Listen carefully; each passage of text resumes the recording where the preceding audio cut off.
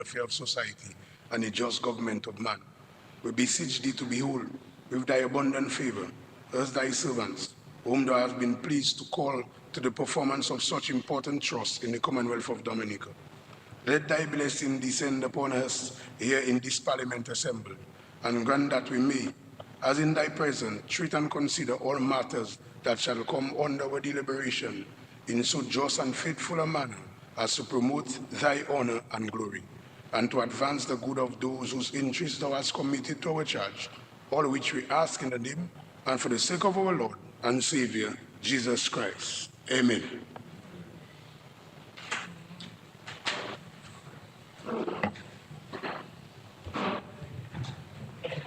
House resumes and debate continues.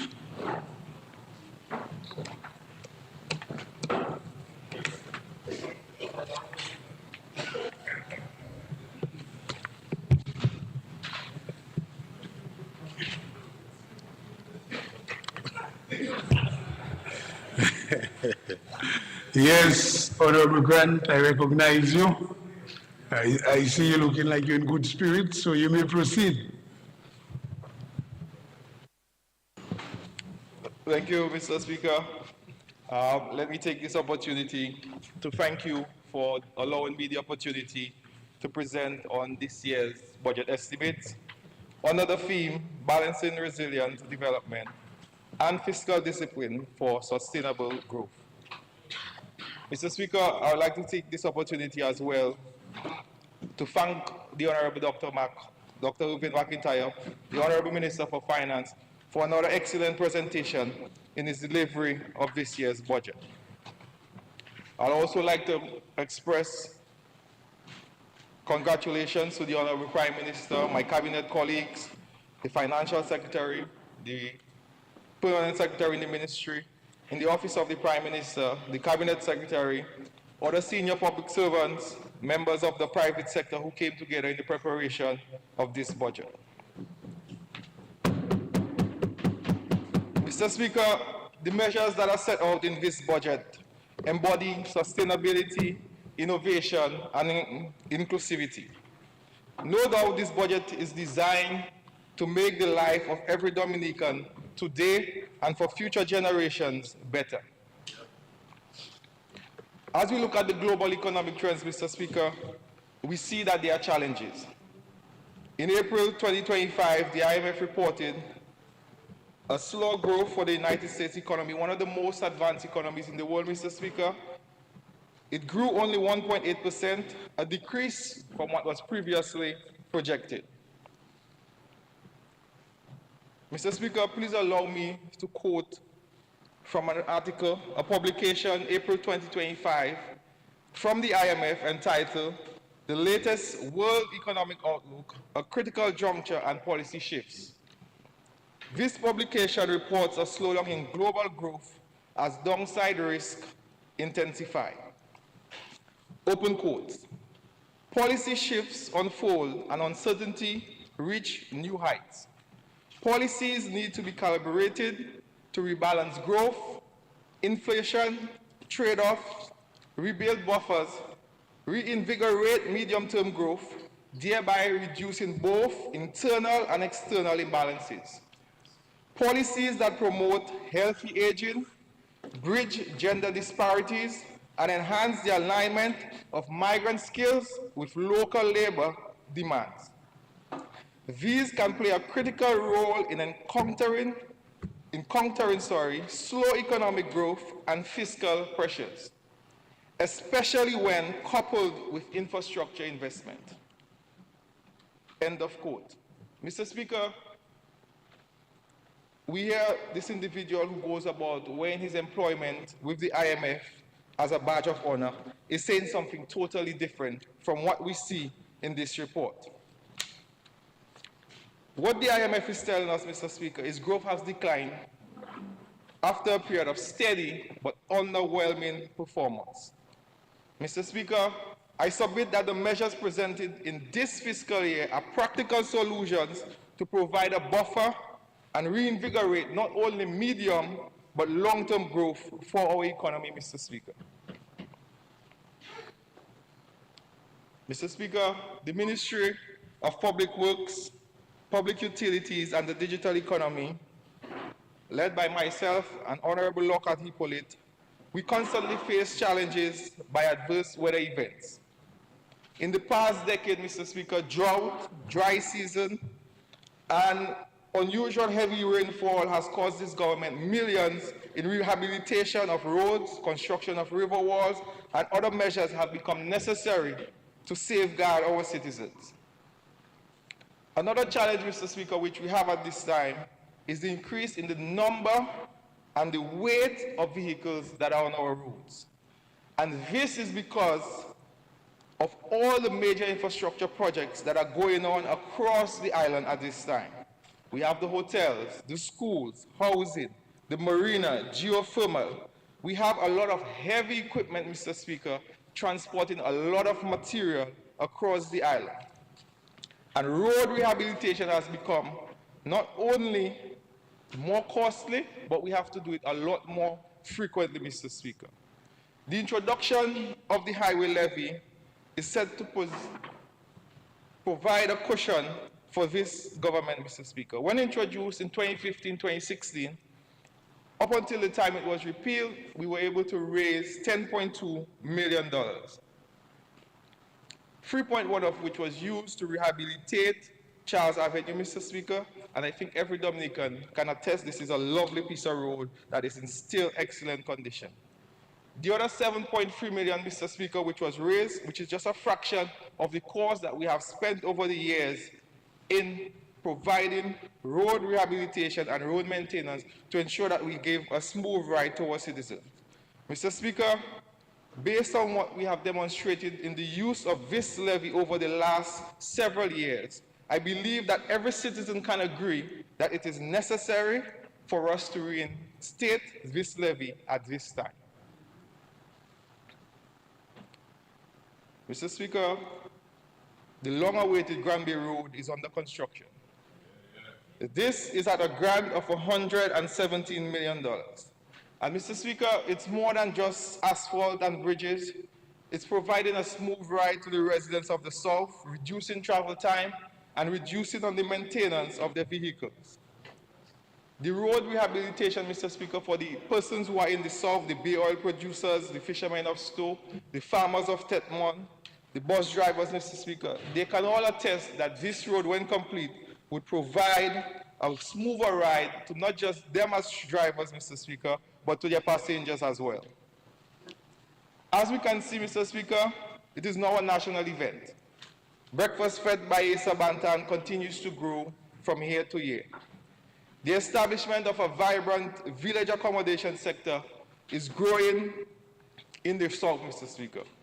As we prepare for today's activity, Mr. Speaker, I pause for a bit because I remembered affectionately known as Comrade Ed, Mr. Speaker. The Granby Road is something that he spoke passionately in this house about, Mr. Speaker, as well as cannabis, of course.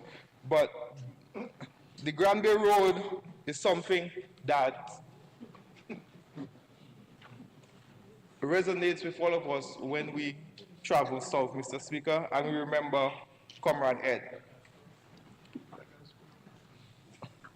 Mr. Speaker, the Honorable Minister for Finance and this government are relentless in pursuing the ambition of providing safe and resilient, durable roads for all Dominicans. We are completing the East Coast Road project from Boadiab to Hatton Garden through Casibruce and the Calinago territory at a cost of $227 million. The last component of this project is the Hatton Garden Bridge, and that will now be a two-lane bridge for persons who traverse this road, Mr. Speaker. We are moving from a one-lane to a two-lane bridge. That bridge is almost complete, and we should see completion at the end of October this year. But like I said, Mr. Speaker, it's more than asphalt, it's more than bridges. We have seen a lot more visitors to the Casibruce and Calinago territory. We have also seen increased economic activity for our vendors, our cassava producers, our craft vendors, and a number of persons within the Caribbean territory the Carnago territory, and Cassie Brooks can attest to this, Mr. Speaker. Within the ministry, we continue with our efforts to maintain our roads. Mr. Speaker, in the last fiscal year, we spent just over $8 million on edge failures, and that would include retaining walls at Bells, Biosh, Penrise, Layo, Salisbury, St. Joseph, to stabilize the slopes and reduce and prevent erosion on our major highways, Mr. Speaker. Mr. Speaker, we in the ministry, we hear the cry of the persons in the north and the northeast as it relates to the Hatton Garden, to Blenheim, and to some extent Portsmouth. The members for parliament in the areas constantly remind us that we need to do work. I would like to at this time assure the users of that road that in the coming weeks we'll be doing some maintenance on that road to reduce on their plight. But Mr. Speaker, we do recognize as part of the larger plan for this government, we'll be rehabilitating this road from Hatton Garden to Borough Square in Portsmouth, and this will be done in 3 phases. And I can tell you that the ministry have begun work. We are in constant discussions with the People's Republic of China, Mr. Speaker, and I would like to thank them for partnering with us on this road.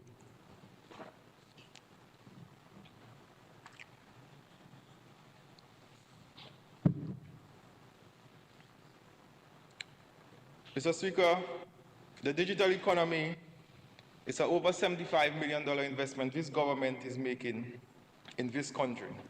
And one of the flagship programs of this project is the Health Management Information System at a cost of just over $15 million. As we speak, we will be testing the system in the coming weeks, Mr. Speaker, and by all accounts, we are ready to roll. However, before we can go with full implementation, it's important to reassure the public that the relevant laws will be put in place to safeguard patient data, as well as we will be carrying out consultation across the various health districts to ensure that persons have a full understanding as to what the system is about and how the information is going to be handled. So rest assured, Mr. Speaker, the public will be informed and the public will be confident that this system will change the way we do healthcare in Dominica. Within the program, as we speak, we currently have our summer program where we are training a number of young persons in a number of areas, website design, coding, so that in the future, Mr. Speaker, our children will have the necessary skills to survive in this ever-changing digital world, Mr. Speaker. We also have a number of programs for our adults. We also do our senior citizens, they are not forgotten. But, Mr. Speaker, it's important to highlight that the programs that we run are up to certification level, and certification that is recognized not just within the region, but worldwide. And we have over 100 Dominicans who have signed up, and some of which who have passed their certification and received their certificates. And I'm encouraging all the young people who have an interest in technology and digital economy, Mr. Speaker, to reach out to us because we have a number of certification programs running at this time. Mr. Speaker, the ease of doing business with the government is getting better, and I must commend the staff of the ICT and the digital economy.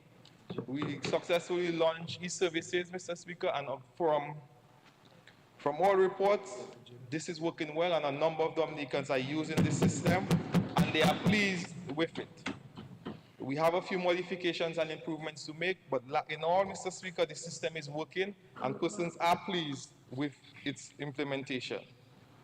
Mr. Speaker, we heard from the Honorable Minister of Finance that we disbursed just over $1 million last year in digital grants. We have followed up with a number of these businesses, and they are doing well, Mr. Speaker. Their products are online. They have increased in terms of their sales because of their presence online. A number of their processes have improved in terms of their accounting. So we commend them and we continue to work with them. So, Mr. Speaker, we don't just give you a grant and leave you. We follow up with you.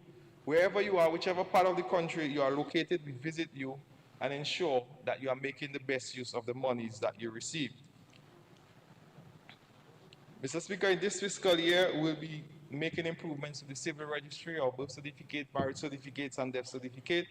This is all part of the digital economy, and that would be the next phase of the project.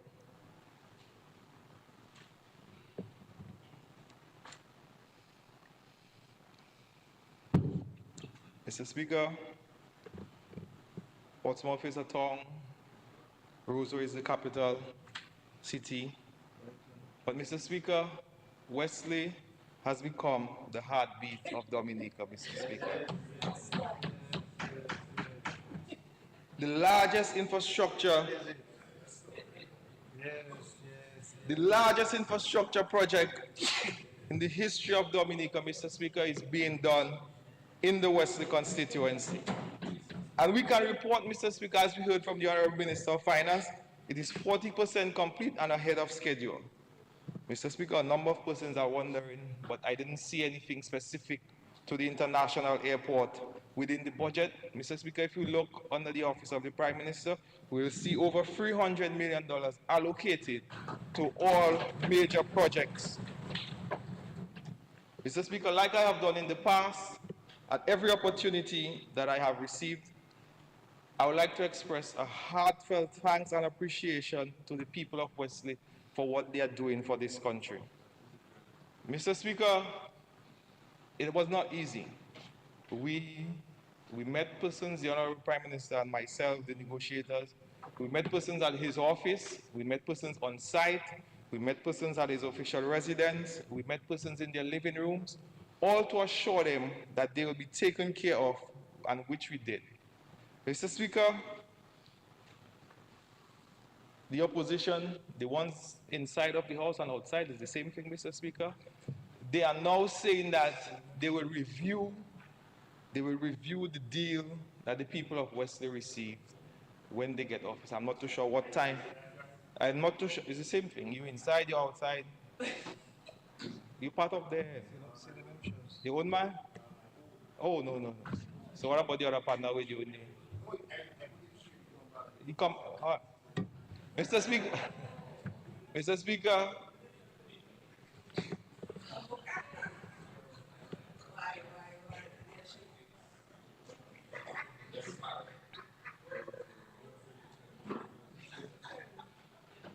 They want to review, Mr. Speaker, every individual who have given up their home, given up the agricultural land or a piece of land have been fairly compensated, and in some cases more have been given to the residents, Mr. Speaker. Mr. Speaker, several groups, Mr. Speaker, have appeared over the years since the construction of this international airport. Several of them have decided to sow discord, to discourage the people, to protest, Mr. Speaker, and I must note, since the construction of this international airport, that we had zero violence in Wesley, zero demonstration against this project. This is testament to the leadership of this administration, Mr. Speaker, but more importantly, the support of the Wesley people behind this administration and this project, Mr. Speaker.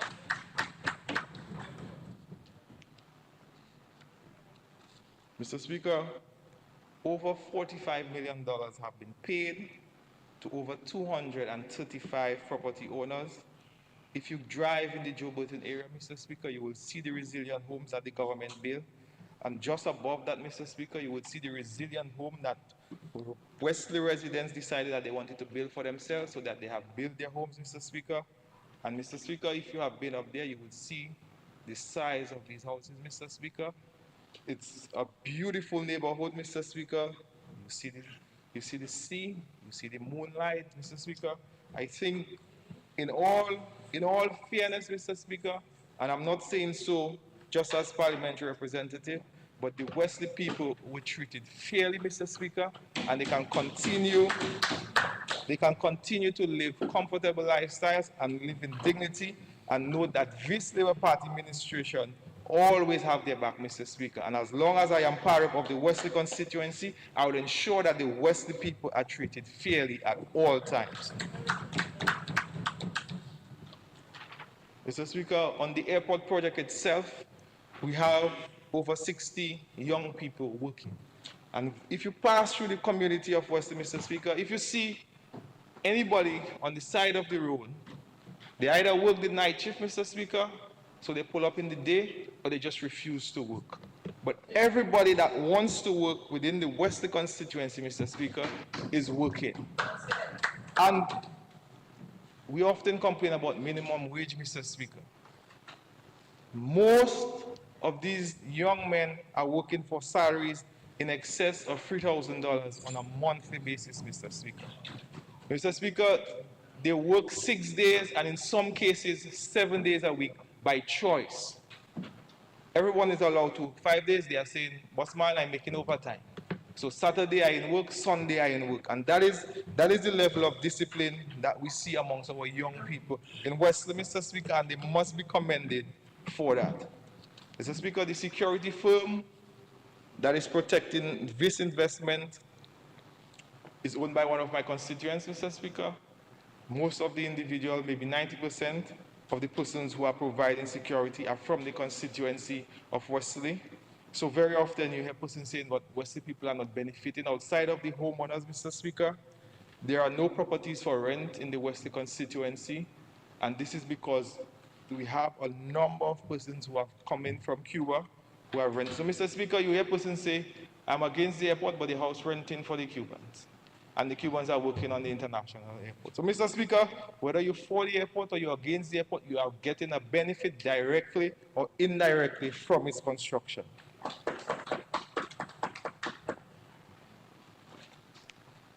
Mr. Speaker, in a few weeks' time, we'll start construction of the tunnel. And as per Mr. Speaker, my discussions with the Prime Minister, the route through the village should remain uninterrupted, Mr. Speaker. So that is why that we are doing a tunnel. So whenever you're going to the airport, you must pass through Woodford Hill and you must pass through West. There is no bypass. That is the main route, and that is why we'll be constructing a tunnel. And within the next few weeks, the tunnel should start construction, along with the terminal, Mr. Speaker. That has started. I have visited. So, Mr. Speaker, I don't know what else a person will require to confirm that an international airport is being built. We should see the full length of the runway by the end of December 2025. Mr. Speaker, Wesley, Woodford Hill is a farming community, and I must say I'm pleased with the measure $4 a square foot. This is something that I believe our young people who are not interested in skilled or the formal work setting can take advantage of, Mr. Speaker. What this government has done with this new measure, we have provided persons with land. We have provided you with concessionary financing. We have provided you with concessions in terms of the imports, not just the FAs, Mr. Speaker, but the various imports that are tax exempt in terms of VAT. We have provided you with technical assistance. We have a newly refurbished agriculture station at Londonderry that's providing support to the farmers of the Northeast. And we have provided you with planting material. So we have done a holistic approach, Mr. Speaker, into providing support. Mr. Speaker, this does not include the cash grants and all the monies that farmers are receiving, all the livestock pen, Mr. Speaker. This is just for the individuals who are interested in going into farming. Mr. Speaker, the Northeast has the most or the largest infrastructure in terms of agriculture, Mr. Speaker. We have the new citrus facility that is coming on stream under construction, $7.5 million, Mr. Speaker. The recently rehabilitated livestock farm, Mr. Speaker, the fisheries complex which was rehabilitated a while ago. In the north, you have the science complex that are providing quality seedlings. So, Mr. Speaker, if you are in that region and you're interested in farming, you can be a very productive farmer because the environment has been provided for you to succeed.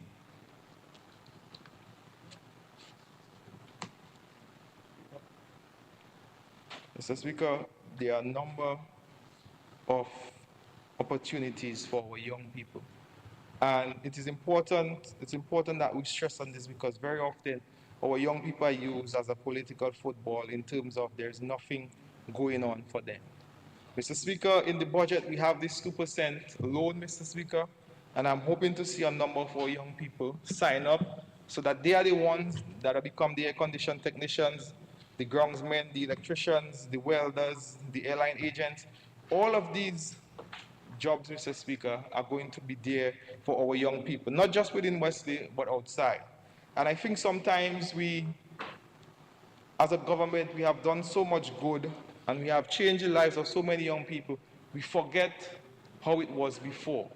Mr. Speaker, in 2003, my student loan at $95,000 was 10%. And Mr. Speaker, while you're studying, you have to pay the interest. And now we're getting 2%. So Mr. Speaker, that was for the first degree. Now when you come back and you start working, everybody that give you $5, Mr. Speaker, while you're out, you have to pay them back. So you have to get a second loan, Mr. Speaker. So I had a first loan and a second loan to clear, you know, the little relatives that everybody wanted to give you something. Mr. Speaker, you're big man now, you're working, you have to ensure that you pay them back. But Mr. Speaker, for the second degree, when you work in, you have a mortgage, it is difficult. But the banks at that time were a little bit flexible. So I had a line of credit, Mr. Speaker, for my master's at 20%.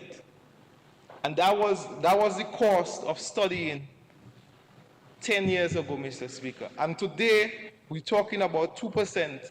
2%, Mr. Speaker.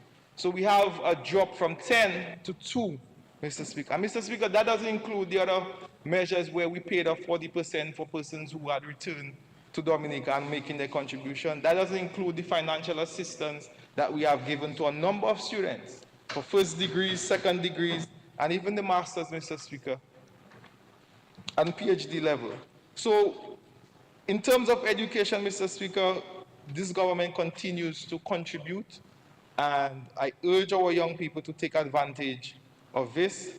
As for us, persons within my age group, Mr. Speaker, it wasn't as easy as it is today.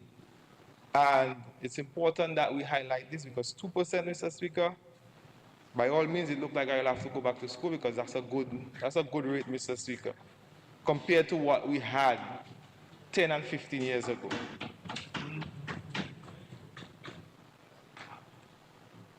Mr. Speaker, I must commend the Ministry of Housing and the Honorable Minister for Finance for the opportunity knock 2% housing program. For those of us who have built, Mr. Speaker, the same thing applies. 10, 15 years ago, for those of us who had a home, the mortgage was 7 and 8%.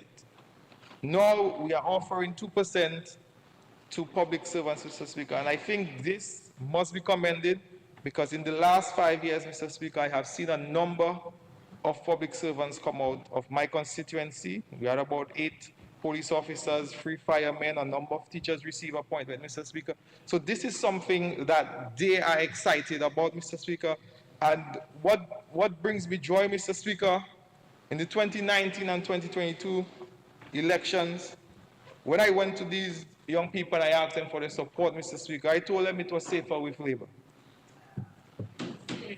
I told them that they will grow with Grant, Mr. Speaker. And we are seeing the opportunities, we are seeing the growth, both present and future, in our young people within the Wesley constituency. Mr. Speaker, in the Joe Burton area, we have a number of lots that will be made available. As the minister responsible for public utilities, I've been working hard to ensure that we bring light, electricity, and water to these lots, Mr. Speaker, which we have done. So by September, Mr. Speaker, I am hoping that the first group of public servants within the Wesley constituency can receive their allocation letter for their lots.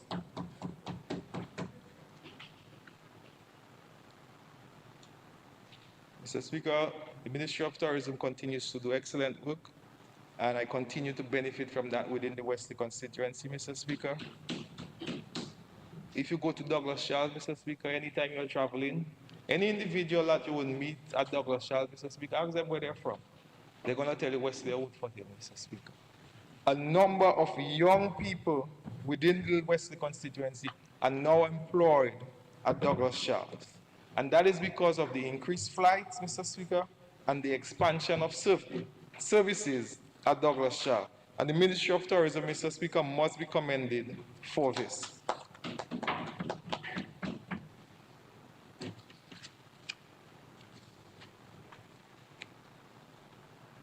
Mr. Speaker,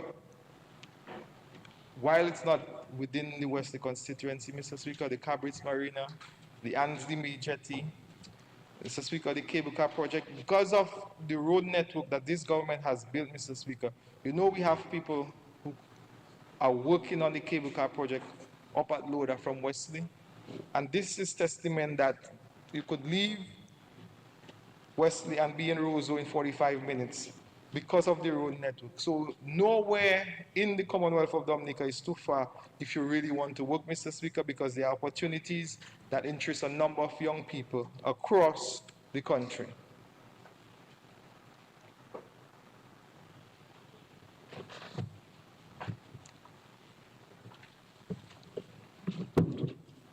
Mr. Speaker, while we are creating jobs, Mr. Speaker, we do recognize that times are tough, so we are creating a cushion. And we have seen with the incentive in providing relief with a number of food items, Mr. Speaker, and I think my constituents are very pleased with the number of items that have been removed in terms of duties and VAT over the next 6 months. But Mr. Speaker, I would like to urge the wholesalers, the retailers, all the little shops, Mr. Speaker, to do their part in passing on these savings to the consumer. And Mr. Speaker, the consumers, the small amount as it is, that you will save, $1 saved, Mr. Speaker, is $1 earned, so I would urge them to put it to good use.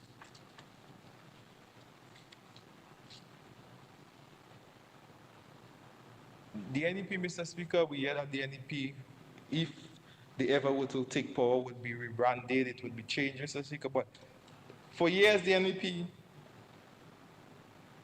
was bashed, Mr. Speaker. The employees were bashed. And I do not think that persons understand the level of impact that being employed in a rural community of Wesley and Woodford Hill and have the ability to drop your children to school and pick them up at the end of the workday, the impact that this is having on our rural communities, Mr. Speaker. Mr. Speaker, it's not just a salary, Mr. Speaker, and it's important that we highlight. It's not just about the money. The NEP has raised the confidence level of many of our rural women because they now have that level of independence to comfortably take care of their children as single parents, pay their house rent, Mr. Speaker, but most importantly, provide for their children. And we have seen this across the country. But also, they are now contributing to Social Security. So before you're unemployed, you're not contributing. So when you are sick, Mr. Speaker, or you have another child, you now can benefit from the contributions that you have made to the Dominica Social Security. And Mr. Speaker, I would like to say on behalf of all the NEP interns, Mr. Speaker, thank you to this administration, Mr. Speaker, because over $77,000 is paid in the Wesley constituency, and this is something significant because, Mr. Speaker, it makes a big difference in the lives of many of our young single mothers, whether they are part of the beautification project, Mr. Speaker, or on the farm, they are contributing to their own development with the full support of this Labour Party administration. Mr. Speaker, over the last few weeks, the Wesley Primary School,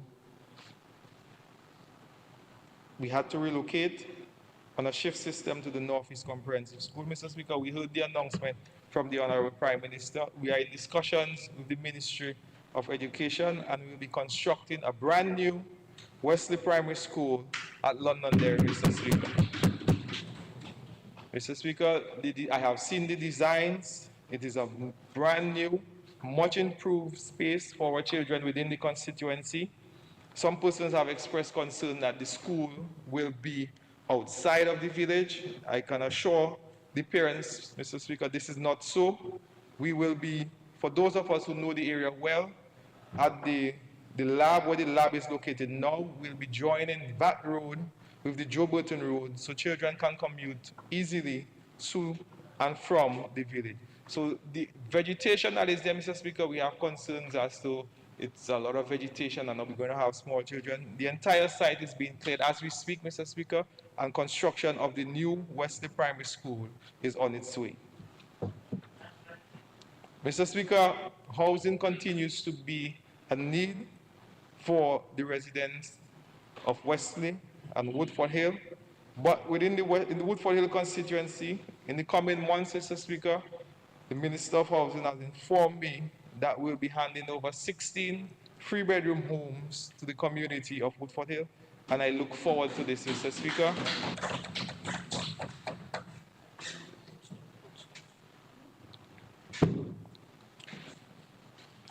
Mr. Speaker, we continue with our small business support, Mr. Speaker, because as you can imagine, our restaurants, our bars, our shops are buzzing. So in the coming weeks, we'll be making some small donations or small assistance to a number of small businesses within the Wesley and Woodford Hill communities. Mr. Speaker, as I conclude, I must say thanks to the Wesley Village Council, Mr. Speaker, the Woodford Hill Village Council, because the job of a PALREP is much easier when you have support. And these two councils are doing a very impressive job, Mr. Speaker, and I look forward to their continued support. To my constituency executive, Mr. Speaker, the stalwarts who constantly have you under pressure to do better, Mr. Speaker, I thank them. I thank them as well for their support. All the young people, all the labor women who support me through one way or another, Mr. Speaker, I thank them for their continued support. Mr. Speaker, as I close a few weeks ago, the opposition, I'm not too sure if Honorable Charles was part of it, Mr. Speaker, they announced their potential candidate, Mr. Speaker. I still cannot believe that that's the best the other side can do, but we'll go with that for now, Mr. Speaker. That's the best they can do, Mr. Speaker. So we'll go with that. Mr. Speaker, I want to remind Dominicans, and I want to remind all of us that Labour is the only party that continues to deliver for this administration, for this country, Mr. Speaker. Indeed. Only the Labour Party who could deliver us from the UWP. Only the Labour Party could deliver us from Tropical Storm Erica and Hurricane Maria. Only the Labour Party who could have delivered us from COVID-19. It's only the Labour Party that can deliver and sustain the NEP program and the Yes We Care program. Only the Labour Party that can deliver and sustain the agriculture sector. Only the Labour Party that can deliver and sustain our housing program. It's only the Labour Party who delivered and paid off 40% of student loans, Mr. Speaker, using our CBI funds. Only the Labour Party who could deliver geothermal to Dominica, cheaper and more reliable energy. Mr. Speaker, it's only the Labour Party who could increase the number of flights to Dominica and create employment at the Douglas Charles Airport, Mr. Speaker. Mr. Speaker, Dominicans, my dear constituents, Labour Party is the only party that will deliver to Dominica the international airport. Yes. Correct. Correct. Only Labour and Labour alone that will ensure fiscal discipline and sustainable growth for our economy. Labour can, Mr. Speaker, and Labour will grow and deliver dynamic Dominica.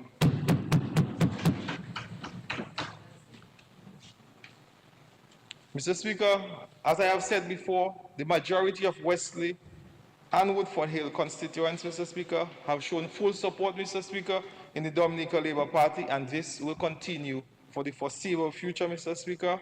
And we're talking 10, 15, maybe 20 years of the Labour Party in the Wesley constituency. Mr. Speaker, I am in touch with my constituency.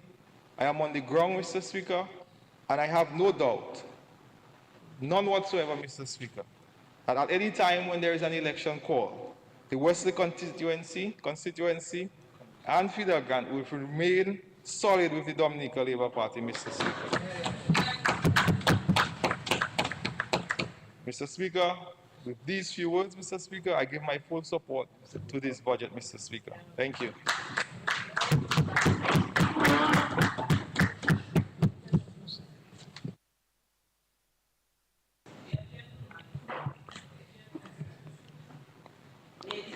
My eyes fell on Senator Paris first, but if you're willing, you could yield if you want. But my eyes fell on you first. You want to proceed? Okay.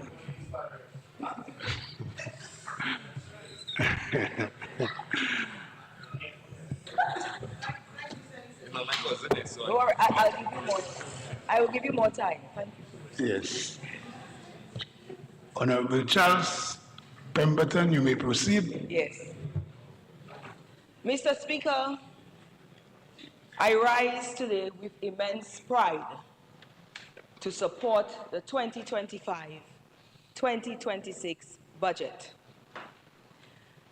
This budget for me and for my beautiful constituents in Point Michel, Galio, Soufriere, and Scottsted, and indeed all of Dominica, is the story of a nation that has been battered, bruised, tested, but never broken, Mr. Speaker. Mr. Speaker, as I reflected on the Minister of Finance masterful presentation last week Friday and the hard work of his team at the Ministry of Finance, I felt that my contribution this morning should reflect on our journey. And I know some of my colleagues have done so, but there are some critical points that I must make. Mr. Speaker, there are some people who don't want us to talk about the past. They talk as if Dominica streets were paved with gold before Labour took office in 2000. But Mr. Speaker, to understand where we are today, we have to reflect on where we came from. Mr. Speaker, in 1979, less than 1 year after gaining independence, we were struck by Hurricane David. Imagine the struggles: no economic cushion, manufacturing plants destroyed, the famous El Rose Company, the lime factory in Soufriere fled, roads collapsed, mass migration. One can just imagine the struggles of the late Dame Eugenia Charles to rebuild Dominica from rubble. Fast forward to the 90s, our economy depended almost entirely on bananas. Then came the WTO ruling. Dominica lost its preferential market access overnight. Our main export and the backbone of rural communities collapsed. Mr. Speaker, also in the same 90s, and Mr. Speaker, just bear with me because I'm building a story to let you know where we have come from, how far the Dominica Labour Party has brought Dominica. Between 1995 to 2000, and most of my colleagues, Honorable Lockhart, Grant, Pinard, have spoken about it, the UWP governed Dominica. They inherited a 56% debt to GDP ratio from the Dominican Freedom Party. 56%. Mr. Speaker, after they lost the election, after their son ceremony in Delis, the Dominica Labour Party government inherited a 90% debt to GDP ratio, a 34-point increase just in 4 years. The result, forcing the Dominica Labour Party to seek an IMF bailout and austerity measures. So, Mr. Speaker, this was Dominica lived reality, a bankrupt economy. And Mr. Speaker, please allow me to refer to my notes. Permission granted. Thank you, Mr. Speaker. You're so kind. But remember I caution about those long history before we go Well, into the Mr. meat Speaker, of the I don't matter. think it's fair to a parliamentarian can present his case because I'm bringing it into context. No, I'm bearing with with this you. new I'm budget. bearing with you. I'm bearing Thank you very much. His history is important to understand, and our young people born in the year 2000 do not know the history of Dominica, and we have to continue to repeat it so they can understand why it will always be safer with Labour. Mr. Speaker, a hospital with no ICU, an airport closed by sunset, poor road infrastructure, deplorable housing condition, and under 60% of Dominicans without potable water, access to potable water. This was our reality, Mr. Speaker. And Mr. Speaker, I did a further analysis to understand the impact of climate disasters on our country over the last 20 years. And a cost comparison to a few OECS countries, because there are some people that like to compare us to OECS countries like St. Kitts, St. Lucia, Antigua, and Mr. Speaker. And Mr. Speaker, I found out some shocking facts. Mr. Speaker, over the last 20 years, and we're talking primarily between 2004 and 2023, St. Kitts had 4 moderate disasters. Total damage, 35 to 40 million US dollars. Antigua and Barbuda had 1 major disaster. Barbuda. Total estimated cost, 250 million. St. Lucia had 2 major events. Total cost, 400 million. Dominica, Mr. Speaker, it really, 3 major disasters. Do you know what was the cost to us? Almost 1.9 billion US dollars, equivalent to EC 5.2 billion. Mr. Speaker, that is 4 times our GDP, which is at 1.3 billion. Mr. Speaker, that brought me sadness when you look at the reality of it. 4 times your GDP. But Mr. Speaker, I say it with great pride that we are still standing. And not only standing, Mr. Speaker, but under the leadership of Prime Minister Roosevelt Skerrit, we are transforming Dominica. We have an economic plan, Senator Paris. We diversified our economy. We strengthened our financial systems. We maintained, in spite of all this, Minister of Finance, Dr. Mack, reported an 89% debt to GDP ratio. 89%, not 90 in 4 years. After all this, 89% debt to GDP. We position Dominica as a global model for resilience. So, Mr. Speaker, I hope some people listened or got a copy of the budget, because I've been hearing about 10 pillars or something like that, Mr. Speaker.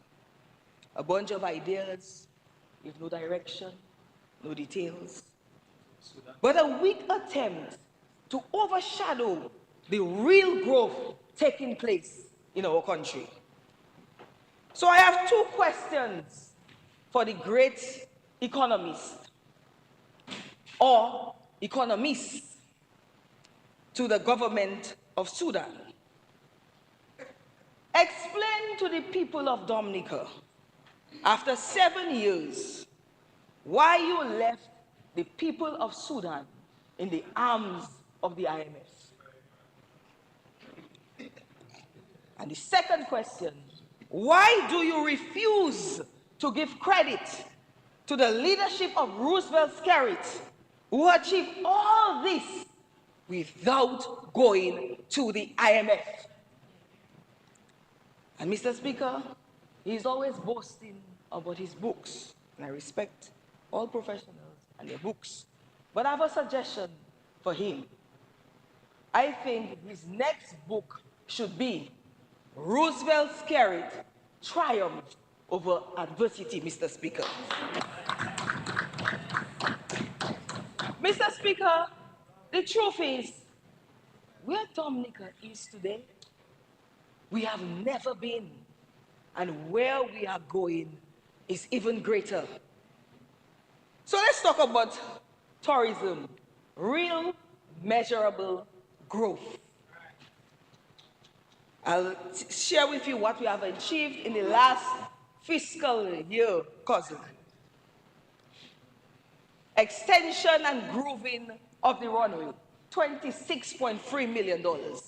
And I must thank my colleagues, because when I first, Mr. Speaker, said about extension of runway, they were like, we are building international, but where you coming to do extension? So I have to thank them. Because, Mr. Speaker, this has led to increased safety and security of our runway, and boost the pilot's confidence to land in Dominica. Well done. Reduction in flight cancellations, increased airlift because United Airlines started direct non-stop service to Dominica, and job creation, 35 new jobs because of United Airlines and increased staff by that. And Mr. Speaker, we have restoration of daily flights on American Airlines. And a little birdie told me yesterday, I don't really see that, we'll get maybe more, we'll get 2 flights daily. No, 2 flights on a few days more than Saturdays, because last year we got 2 flights every Saturdays. But I'm hearing that they're planning to increase that to other days, Mr. Speaker.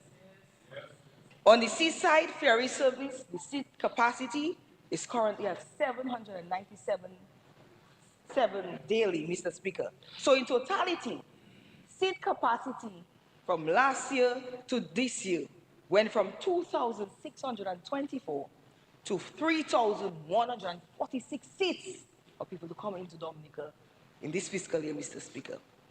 Mr. On the product development, we spend about 776,000 to do site enhancements and maintenance, improvements to trails, water supply, rest areas, washrooms, signage in Emerald Pool, Trafalgar Falls, Indian River, Freshwater Lake, and Titu Gorge, Mr. Speaker. And my cousin, Honorable Charles, spoke about training. So I'm happy to report to you that we trained 182 people in the last fiscal year, inclusive of 75 tour guides, 88 taxi service providers, and 11 vendors for a certified program at the Dominica State College. We are about to launch a Chief Experience Officer training program from Caribbean Tourism Organization. Mr. Speaker, this program is targeting 150 stakeholders to elevate their attitudes, increase their knowledge and skills, improve their knowledge and their skills, Mr. Speaker. We are currently reviewing a move with the government of Cuba for exchange program for training in the tourism industry. I'm really excited about that. And Mr. Speaker, I want to thank the People's Republic of China for the training in culinary arts, which will be taking place in September, Mr. Speaker. Yes, so we can train our people how to use more of our local crops and vegetables to create tasty dishes, Mr. Speaker. Mr. Speaker, I also 91 tourism stakeholders benefited from the 30 million credit facility at the 8 Bank. 24 taxi operators for a tune of 4.7 million. And Mr. Speaker, you know that the government also provides concessions if you buy a vehicle 5 years and under. There's a waiver of the import duty and excise tax. Accommodation sector, 15 benefited, 2.6 million. Taxi transportation to operators, 2.6 million, Mr. Speaker. and other related tourism businesses, vendors, restaurants, bars, and tour boats. 24 of them benefited to a tune of $2.1 million. So, Mr. Speaker, the money of the aid bank has been helping our small business owners to upgrade themselves and further expand their businesses. Mr. Speaker, on the marketing and branding, Honorable Charles spoke about marketing strategy and branding positioning and distinguishing our eco-tourism brand from other countries. Mr. Speaker, I want to share with you, 35.2 million people travel to the Caribbean, not the world, travel to the Caribbean annually. So we don't need to compete with Fiji. We have adopted a more targeted approach. Our goal is to become a world-class sustainable tourism destination. Mr. Speaker, Dominica is an eco-tourism haven. And in the summer, DDA launched a campaign called Cool Escapes, utilizing our product pillars, Mr. Speaker. So we promoted coming to Dominica for adventure, where there is hikes, aqua, which is river tubing, diving, snorkeling, whale watching, kayaking, immersive cultural heritage experiences, agro-tourism, farm tours. You have fruit farms, farm-to-table experiences, tasting of herbal teas and a little bush rum. And soon, I'm hearing from the Minister of Agriculture, cannabis. Our indigenous people, the Kalinagos, spend, experiencing a day in the Kalinago territory. And then events and festivals. And most importantly, we are growing in demand for wellness tourism, where you soak in our hot springs, breathe our fresh air, a mud spa, and our massage near river, Mr. Speaker. Mr. Speaker, the campaign targeted the following source markets. I won't go into details about specific cities because it's a competitive industry, but France, USA, Trinidad, Barbados, Europe, and French West Indies, Mr. Speaker. We recently had a destination display in London where 30 media professionals were present talking about the beauty and the different experiences you can have in Dominica. And we launched a campaign with one of our airline partners, Vacation Platform, Mr. Speaker, which gives us access to millions of customers, Mr. Speaker. And Mr. Speaker, because of those efforts, we continue to receive numerous accolades. I will just highlight a few. National Geographic Best in the World list. Condé Nast Traveler's Reader's Choice for rankings of top Caribbean islands. Dominica was ranked among the top eco-conscious travel destinations globally. So, Mr. Speaker, we are pushing. But there is something I'm realizing in all my travels, and we've been discussing this as a team. You know what Dominica's biggest challenge is still today? It is confused with Dominican Republic, Mr. Speaker. Mr. Speaker, I went to Singapore. I made a big presentation. I said, I gave the square footage of Dominica. I said, we only have 73,000 people. Mr. Speaker, after the presentation, some of my colleagues ran up to me. Oh, we really enjoyed the presentation on Dominica. You know, we're coming there in a few months for some conference. I said, where? They said, Dominica. I said, conference? I said. Then another call, no, it's Dominican Republic, Mr. Speaker. Mr. Speaker, no matter how many times you say Dominica, automatically people think of the Republic.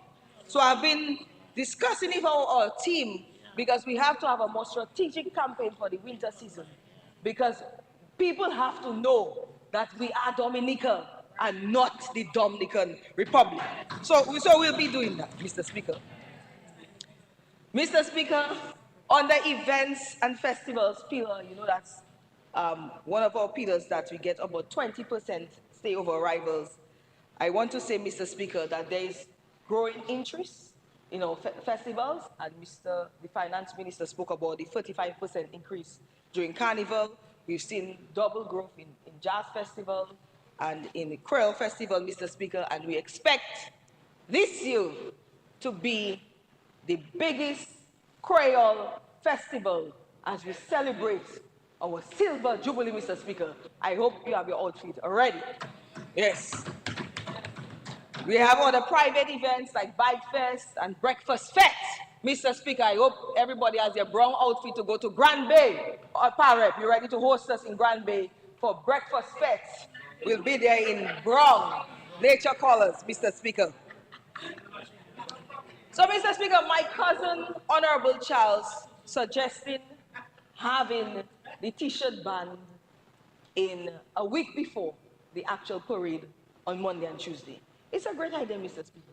But, Mr. Speaker, I want to ask him, how do we deal with village carnivals? We cannot even get bands to leave their villages to come down on Monday and Tuesday. Nobody wants to give up their village carnival. From the time carnival season opens, it's village carnivals every weekend. So here lies your challenge. So you can tell me who's going to give up their village carnival so we can do this a week. Very difficult, Mr. Speaker. We are not Antigua. It's very easy to mention and reference, but you have to look at the culture in Dominica, Mr. Speaker. But, Mr. Speaker, what we will be doing in this fiscal year is reviewing Dominica Festivals Commission to make it a standalone organization and developing an entertainment policy. Because as much as tourists love coming to Dominica and they have a fabulous time in the day, we have to increase nightlife activities, Mr. Speaker. So we'll be developing a policy to boost nightlife so people can spend more money in Dominica, because visitors are saying we want to spend more money, Mr. Speaker, and I need them to spend more money. So we have to provide concessions so our people can continue to invest in this industry. So, Mr. Speaker, let's look at the results of all what I've said. Results, real growth. Total visitor arrivals, 435,255. Compared to last fiscal year, this is a 10% increase, surpassing pre-pandemic levels by 71%. Cruise calls increased to 232. About 340,021 passengers disembarked. So that is 77% disembarking to go on excursions.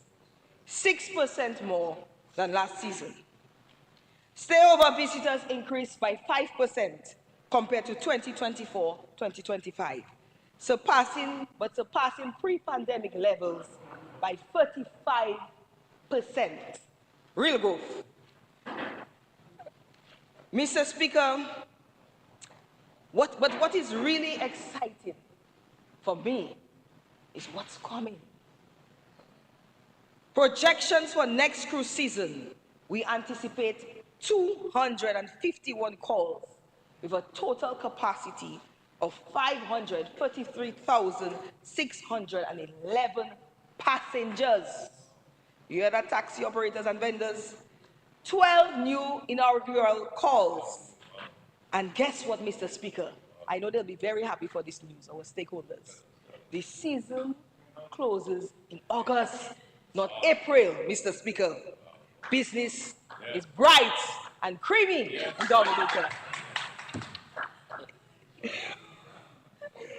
Our projections for the stayover visitors in 2025, 100,000, Mr. Speaker, and we are about 45% towards our target, Mr. Speaker, at the end of June. Mr. Speaker, on the capital side, so many great projects taking place. But let's put it in context so people understand. People need to know that if you have to make an investment, the time is now.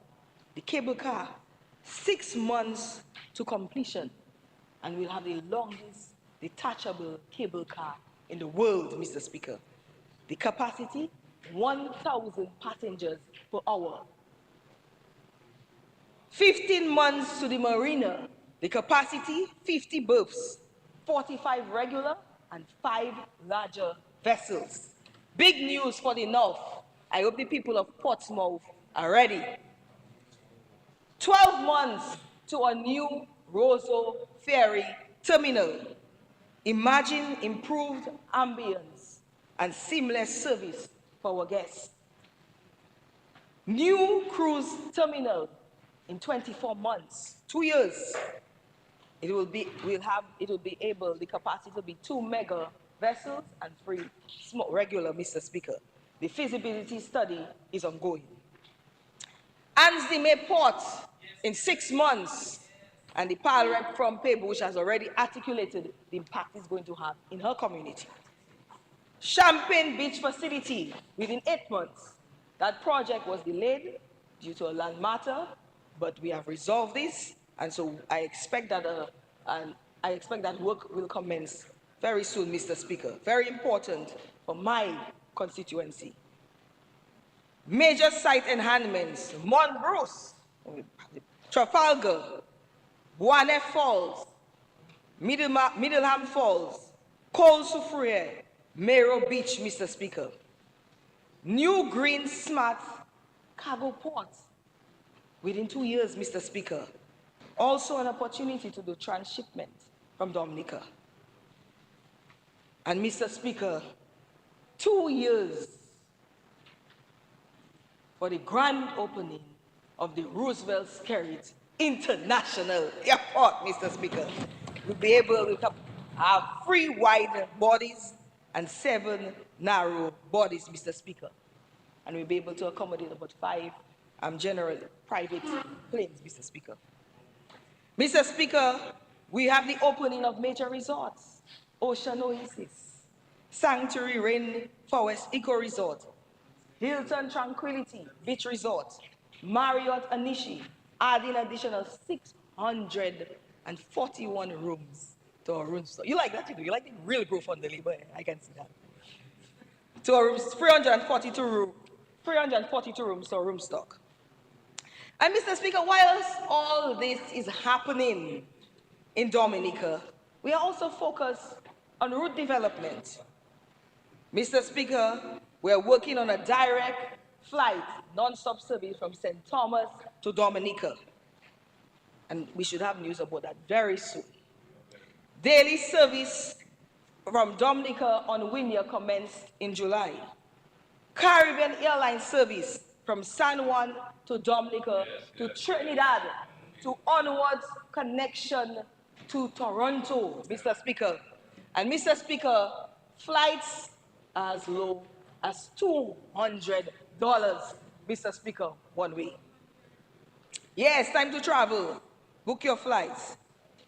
Take a vacation. And Mr. Speaker, a second flight on United Airlines to commence on October 29th, on Wednesdays, to commence on October 29th, Mr. Speaker. Mr. Speaker, let's be real. Isn't this progress? Dominica Labour Party is working. What does this translate to? More people, more visitors, greater consumption of goods and services, Mr. Speaker.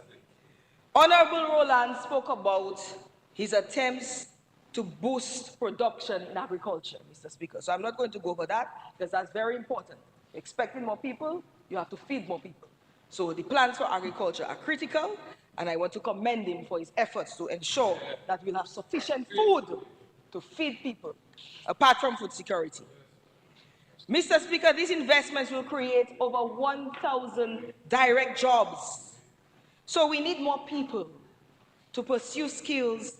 We need more mechanics, electricians, air traffic controllers, marine pilots, chefs, hospitality staff, seafarers, engineers, social media experts or content creators, bloggers, tourism executives, management staff, tour guides, taxi operators, security officers, airline agents, maintenance workers, landscapers, cleaners, information officers, custom officers, and the list goes on and on. Jobs, new jobs, Mr. Speaker. So, Mr. Speaker, we did a skills audit at the DASPA to understanding our current staff profile, because, Mr. Speaker, we may have to retool some people to redirect them to take advantage of those opportunities. But here lies our opportunity for our youth to pursue studies in aviation, maritime, tourism, Mr. Speaker. So I'm really, really happy about the 2% facility at the Aid Bank, which specifically focuses on national priorities, Mr. Speaker. So, Mr. Speaker, each project, as I said, means more jobs, more opportunities, and a future we own. Domniche, it will belong to us. We came a very long way, Mr. Speaker.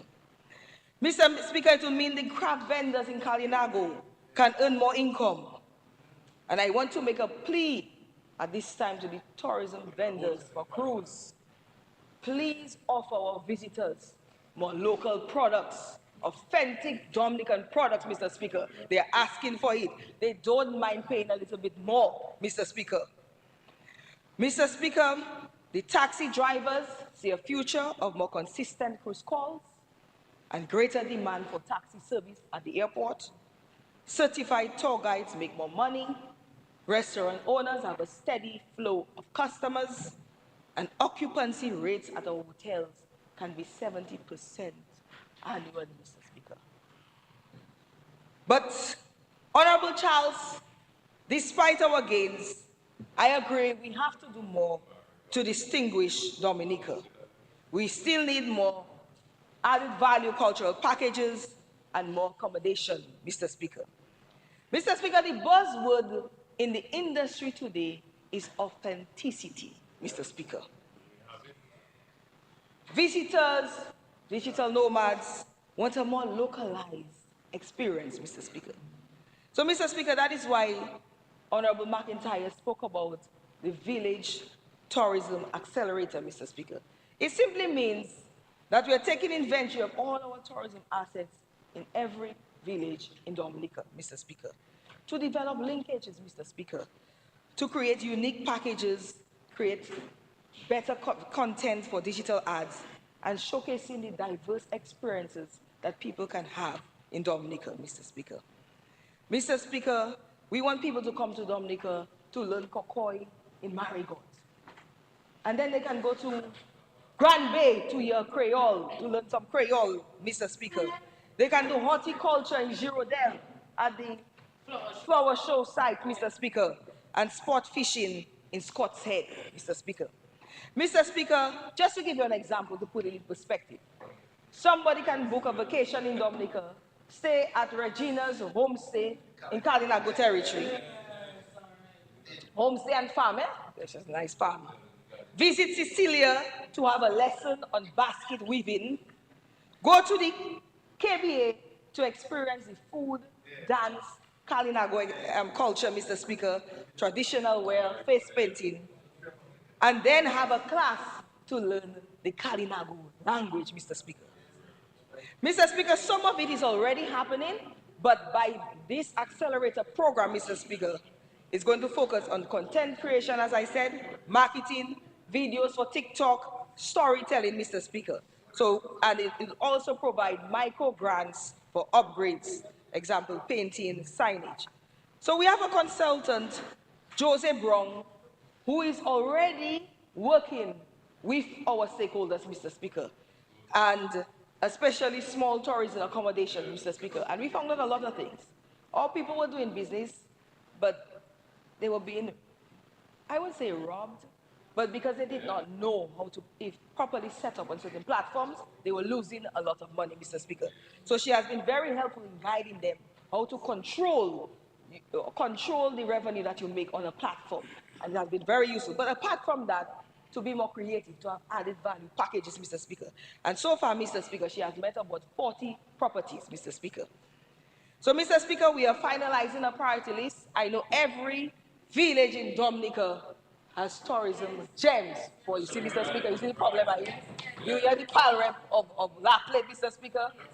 We did a tour with her recently to document all our assets in the La Plain constituency, Mr. Speaker. But Mr. Speaker, you see the problems are there. But Mr. Speaker, we have to prioritize, Mr. Speaker. So we are finalizing our priority list, Mr. Speaker, so we can ensure that we build more resilient communities in Dominica, because many more people can make money from this vibrant industry, Mr. Speaker. Because, Mr. Speaker, the second aspect is accommodation. Our goal is 1.5 million visitors by 2030. And when I say that, people, Mr. Speaker, you have to think big, Mr. Speaker. And we can achieve it. But we need more rooms, Mr. Speaker. Today, we have about 2,000 rooms between hotels and short-term rental accommodations, Mr. Speaker, and homestays. So, Mr. Speaker, Honorable Charles mentioned certification, the member from Marigot. Standards. Mr. Speaker, we have the Nature Island standards of excellence, Mr. Speaker, as you know. So, Mr. Speaker, by law, any tourism service provider supposed to be certified, or we can shut you down. That's by law, Mr. Speaker. But, Mr. Speaker, we have had service providers that had challenges after Maria with insurance costs and other issues, Mr. Speaker, and we have been working with them to get them certified. But as of today, we have about 737 certified tourism service providers. But interestingly, I want him to know that we only have one car rental certified, which he referenced. So, Mr. Speaker, I'm just reminding people, we have a campaign to try to get you to get certified, but by law, we can really close down your business. So is that what you want me to do? You want me to close? So, he also mentioned about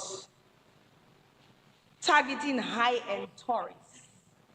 Quality over quantity, Mr. Speaker. But I beg to say, whilst our target is not mass tourism, let's put something in perspective. Mr. Speaker, Singapore is 283 square foot in size, Mr. Speaker. Dominica is 290 square foot. Square miles, sorry, square miles. 290 square miles. Mr. Speaker, Singapore received 16.4 million tourists in 2024. So, I'll just leave that there, Mr. Speaker. I'll just leave that there for my cousin to ponder upon. I'm not saying we are pursuing mass tourism, but I don't think Dominica is at a stage now to be talking about carrying capacity of tourists, Mr. Speaker. I'll just leave that there. Our goal is to triple tourism contribution to GDP, Mr. Speaker. And Mr. Speaker, I want to tell you, I spoke a lot about figures and the percentage growth, but let me put it in dollars and cents. Mr. Speaker, in the last fiscal year, because of tourism, $335 million circulated in our economy. We hope to achieve by the end of the 2025-2026 fiscal year, $498 million tourism contribution to the economy, Mr. Speaker. But, Mr. Speaker, if we achieve 1.5 million tourists or visitors to the island, Mr. Speaker, by 2030, if everything remains the same, I expect spending to increase, Mr. Speaker, but dealing with current prices as provided by the IMF on spending, Dominica, Mr. Speaker, tourism will contribute $1.8 billion to the economy. So you see how we can triple it, Mr. Speaker? And Mr. Speaker, who is making the money in tourism? Farmers, fishers, tour guides, vendors, tour operators, taxi operators, hospitality workers, supermarkets, Domlec, every small, medium, large business in Dominica and every person in Dominica making a dollar from tourism, Mr. Speaker. So, Mr. Speaker, we have to prepare. There are some critical investments that are required now. And that is why, being a responsible government and planning ahead, we have to introduce a tourism environmental levy, Mr. Speaker. The Nature Island Fund, US $30 per visitor, but Mr. Speaker, children under 12 will not pay anything, Mr. Speaker. Increase ecotourism site pass to $20 a day pass and $50 a week, $50 a week for the pass, Mr. Speaker. Mr. Speaker, when you convert that, Mr. Speaker, we have 12 ecotourism sites, Mr. Speaker. You divide that, Mr. Speaker. It's about $1.66 per site, Mr. Speaker. But Mr. Speaker, Dominica is growing. We have to improve collections, Mr. Speaker. We have to maintain our sites. And climate change is real. Do you know how many times people call me or call Honorable Cozy to say there's a landslide here? Mr. Speaker, we just spent about 90-something thousand in doing some repair works at the boiling lake. Yesterday, the PS is telling me we have another 83,000 to spend. It is not cheap. We must not underestimate the impact that climate change is having on our natural resources. And we have to have the funds to respond quickly, Mr. Speaker, because when you don't respond, the same stakeholders put pressure on you, Mr. Speaker. So, Mr. Speaker, we have to develop new products. We have to improve access, and we have to do more community tourism-based initiatives, as I mentioned, Mr. Speaker. Mr. Speaker, all countries in the OECS, Barbados, Antigua, St. Lucia, have funds dedicated for tourism, Mr. Speaker. So I understand some of the operators have concerns on how it will impact their excursion packages, Mr. Speaker, and we will meet with them. The Honorable and I, Cozy and I, will meet with them, Mr. Speaker. But the truth is, we have to prepare for the growth we expect now, Mr. Speaker. And Mr. Speaker, of course, we will have, as the Minister mentioned, we'll be establishing a tourism council for oversight, Mr. Speaker. Mr. Speaker, there is something I'm really excited about. It's called shore power, Mr. Speaker. Mr. Speaker, according to IMO regulations, sea vessels have to reduce their carbon emissions. Actually, they have to get to net zero by 2050, Mr. Speaker. So, Mr. Speaker,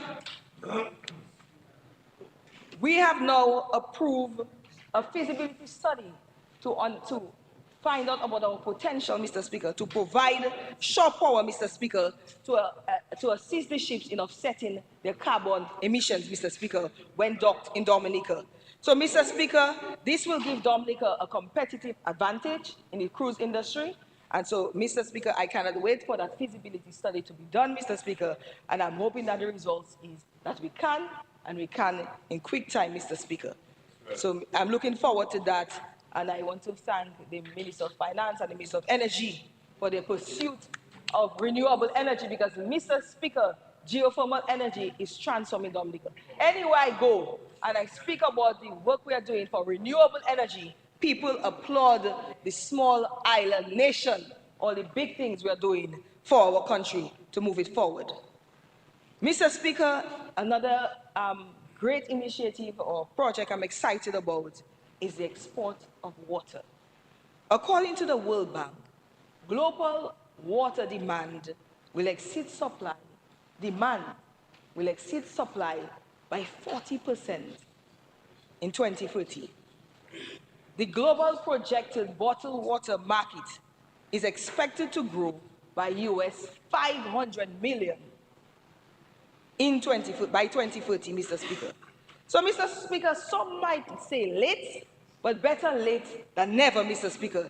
This is an excellent time to export water, Mr. Speaker.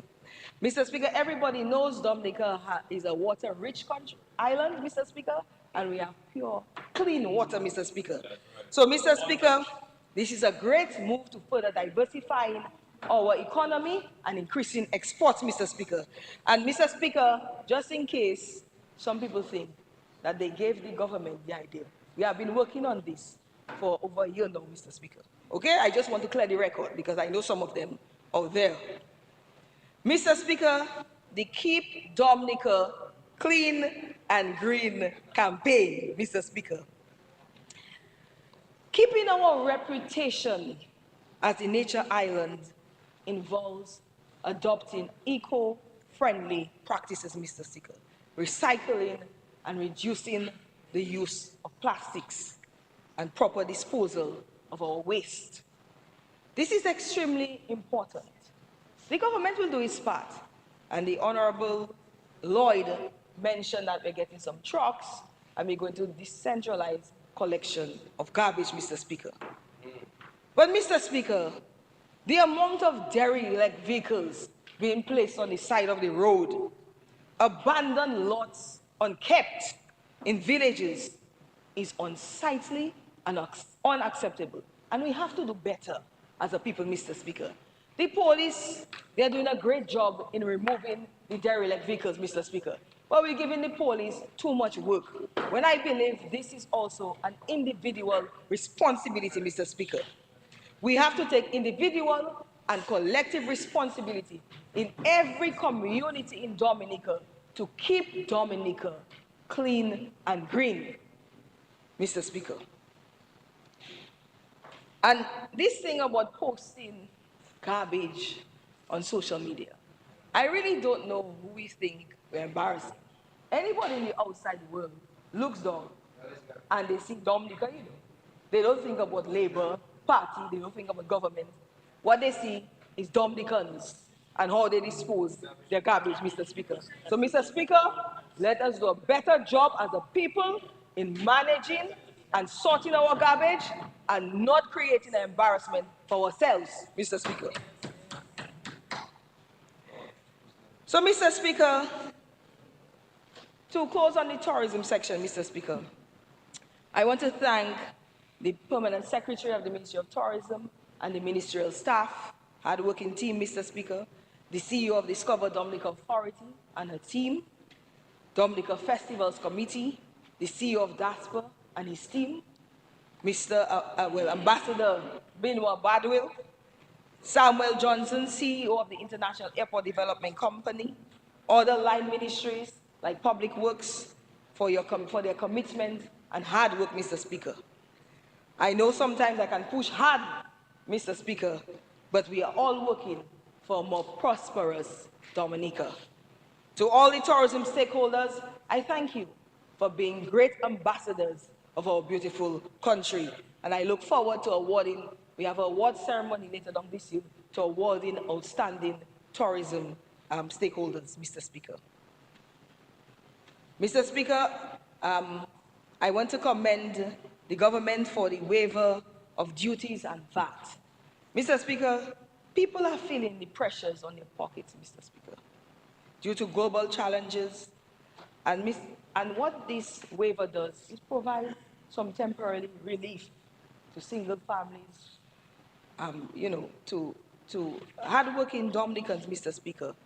No VAT on laundry, detergent, foodstuff, adult diapers. Mr. Speaker, I know the cost of those things. I assist some of my constituents at times. And infant pampers, Mr. Speaker. So, Mr. Speaker, whilst we continue to encourage people to live a more healthier lifestyle, Mr. Speaker, and we are the government that has pushed backyard gardening, Mr. Speaker. The pilot from Roseau had a hydroponics seminar, Mr. Speaker, teaching people how to do hydroponics to grow food in the city, Mr. Speaker. So, Mr. Speaker, we are doing our part. But people have their choices, their preferences. People eat what they want to eat as much as we encourage them to eat local. And I really want Dominicans to eat more local goods, to keep the money circulating in our economy, Mr. Speaker. But let me make this clear to the vendors, Mr. Speaker. These waivers are for the people of Dominica. So I will be watching you. The Ministry of Trade will be monitoring. Pass the people's savings to them, Mr. Speaker. That is all I will say on the matter. Mr. Speaker, on housing, the Minister of Housing spoke. Mr. Speaker, on all the plans we've had, what we have accomplished, and what over 200 homes we plan to deliver in this upcoming fiscal year, Mr. Speaker. But, Mr. Speaker, we are the government that created the Housing Loan Board, offering mortgages at 5% to public servants. Today, the 2% facility opportunity knocks 2% home loans in housing is another great program, opening a door for public servants, Mr. Speaker, who earn a salary under 45K to own a piece of Dominica, Mr. Speaker. Mr. Speaker, without a doubt, this Labour Party government, whether through selling lots below market price, building homes for vulnerable families, or creating low interest rate mortgage facilities, we have made it easier for Dominicans to own a piece of Dominica. And apart from the physical well-being, Mr. Speaker, we must factor in the peace of mind, Mr. Speaker. When I think about the homeowners in Scottsdale, Mr. Speaker, and I reflect on their stories, some people sleeping on the road, in people's porches, Mr. Speaker, carrying water, having to dispose their waste by the sea, Mr. Speaker, or crammed in one room, Mr. Speaker. I am very happy for the 21 families, Mr. Speaker, who received their homes to the Scottsdale Seaview Apartments, Mr. Speaker. They are very, very grateful to the Dominica Labour Party administration. That is why, Mr. Speaker, my constituents know the Dominica Labour Party cares, and I'm warning people, be careful when you go to my constituency and back talk the Dominica Labour Party. What you get, you will get, Mr. Speaker. That's all I will say, Mr. Speaker. What you get, you will take, Mr. Speaker. What you get, you will take. So be careful what you say about Labour in the Soufriere constituency, Mr. Speaker, because we're ready. So, Mr. Speaker, we are also going to be giving 16 homes in Point Michel. And I want to thank Honorable Oscar George for the lighting of the Brooklyn playing field in Soufriere. We had a fantastic time at the commissioning, Mr. Speaker. It has really restored the sporting activities in Soufriere, Gallio, and Scottsdale. Mr. Speaker, I'm looking forward. 10 more minutes. I'm looking forward to the rehabilitation of the Point Michel playing field, Honorable Oscar, because we have the most football players in Point Michel, Mr. Speaker. Yes. We have about 3 players on the national team, Mr. Speaker, and we have over 16 footballers, Mr. Speaker. And so, Mr. Speaker, they're looking forward to that and the lighting of the Point Michel playing field. Mr. Speaker, we're also looking forward to the rebuilding of our preschool, which was damaged after Hurricane Maria. So I want to thank Jungle Bay and the Ministry of Education for their hard work to ensure that we can rebuild that preschool, because currently the children have been housed at the church, Mr. Speaker, the Christian Union Church. And I want to thank them, Mr. Speaker. I want to thank the church, Mr. Speaker, because after Hurricane Maria, they stepped in, and up till today, one of the families that received the house in Scottsdale was living at the church, Mr. Speaker. So, Mr. Speaker, we are going to build a multi-purpose center in Gallio, and I know the people of Gallio are excited. I have told Scottsdale they got boats, they got homes, they're getting a fishing processing plant, which we expect to start this fiscal year, Mr. Speaker. They're getting the slipway, Mr. Speaker, that they have to give me a break. Right now I have to focus on the other villages, Mr. Speaker. And Gallio, Mr. Speaker, is a priority in this fiscal year. I know they're waiting to hear that, so I'm letting them know that they will get a multi-purpose center. I have seen the first draft of the designs, which I have to share with them, Mr. Speaker. So, Mr. Speaker, I am satisfied this budget focused on our vision of a more progressive, prosperous Dominica by 2030. A Dominica with climate-smart homes in every village. A nation exporting green energy and organic food. Young Dominicans coding, creating jobs from their homes. More tourists arriving daily by sky or by sea to experience the nature island. This budget is the bridge to that bright future.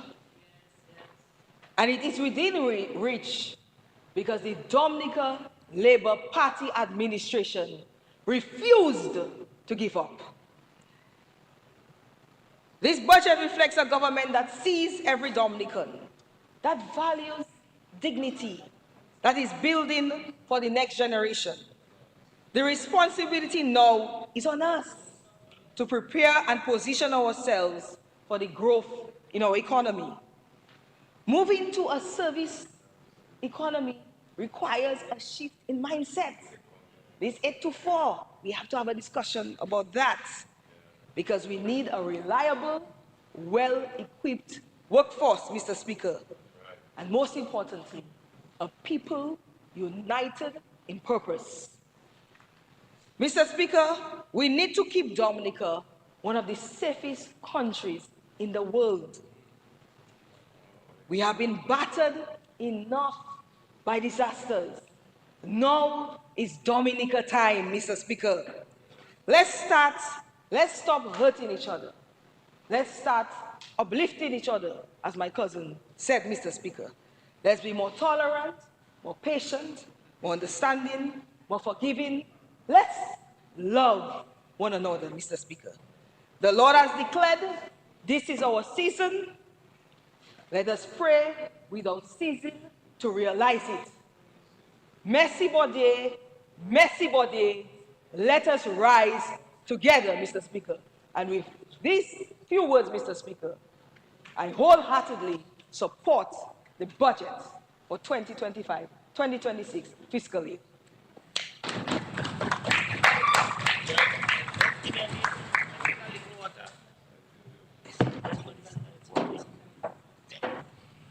Yes, Senator Paris, you are recognized. You may proceed. Good morning, Mr. Speaker, parliamentary colleagues. It's good to be here to make some short contributions to the current debate before the House. Mr. Speaker, there's a striking difference between storytelling and statecraft. Storytelling and statecraft. And this administration, obviously, proves to be very, very competent in the former.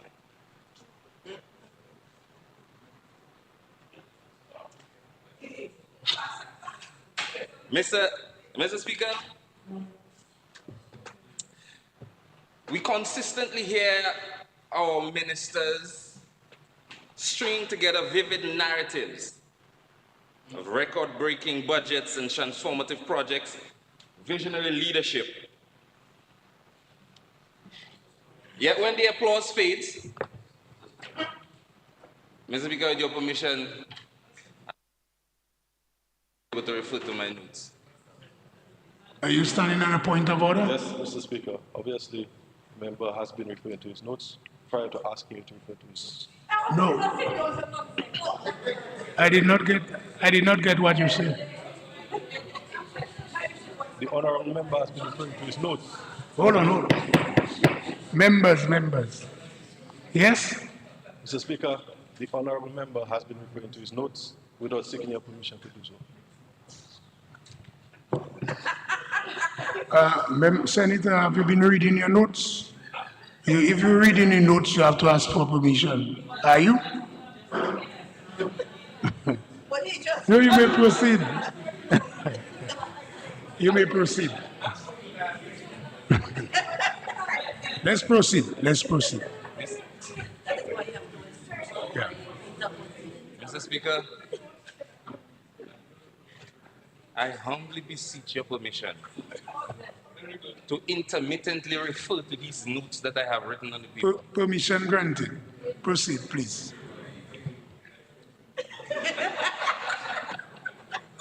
Mr. Speaker, when the applause fades and we turn around and we turn away from the podiums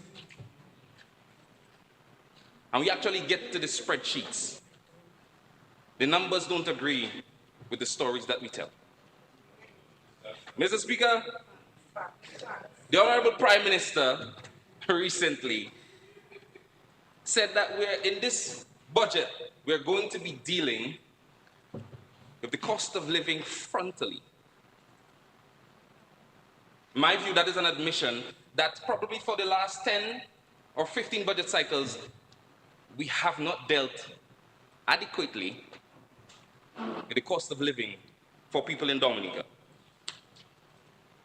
In many cases, Mr. Speaker, all of the storytelling has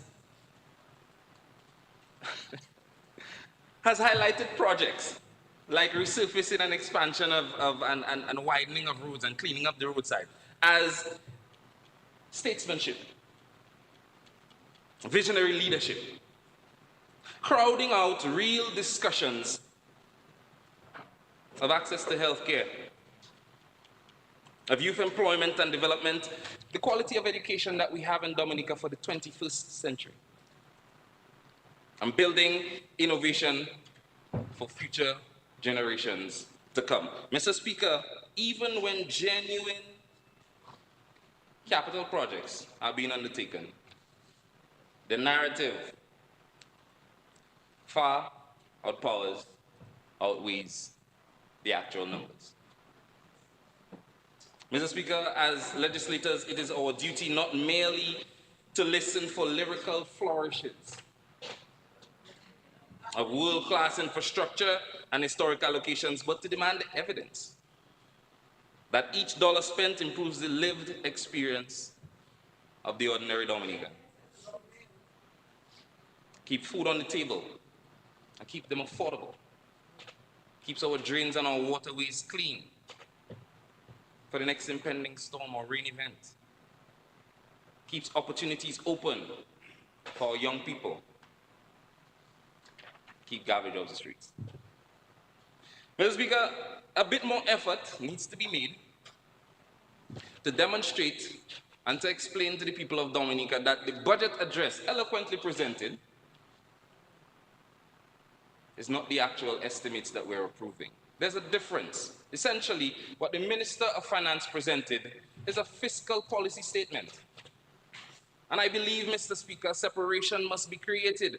We must come to debate the fiscal policy and whether we agree with the government's policy on pushing Dominica in this particular direction versus that direction. And have a separate debate on what the estimates are. Do some performance review. Do some allocation justification. Look at what and where we have spent the money and why we experience the challenges we experience and what we have done to mitigate them in the upcoming financial period. Mr. Speaker, essentially what I'm proposing is two separate debates. That's not new. That's happening in the region, in some of our sister islands, not too far from here. So it's something that descendants of Afro-Kalinago people, we should look forward to doing, Mr. Speaker, because I think it would bring some clarity, some consciousness to the debate. Yeah? Because what we're hearing, some of it is good, but its policy doesn't reflect the numbers. The numbers don't agree with what it is, with what they're saying. Mr. Speaker?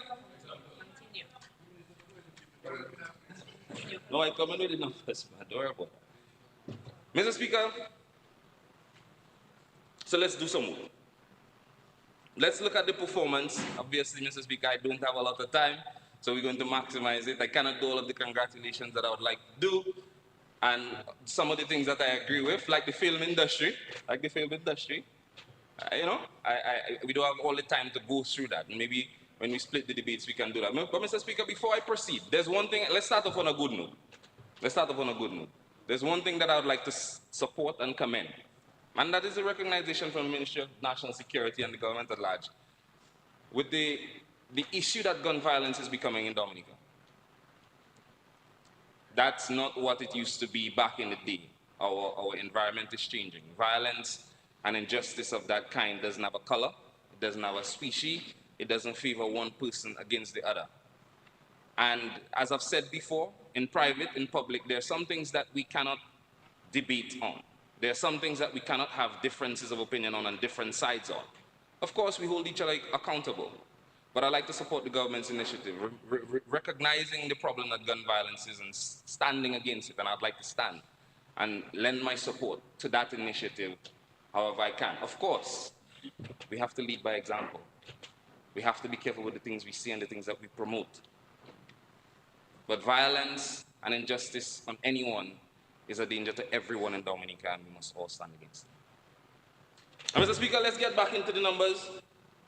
And let's look at the performance that we had in last fiscal year. Mr. Speaker, I'm glad that you're taking out your estimates, because that's where I'm going to spend all of the rest of my time.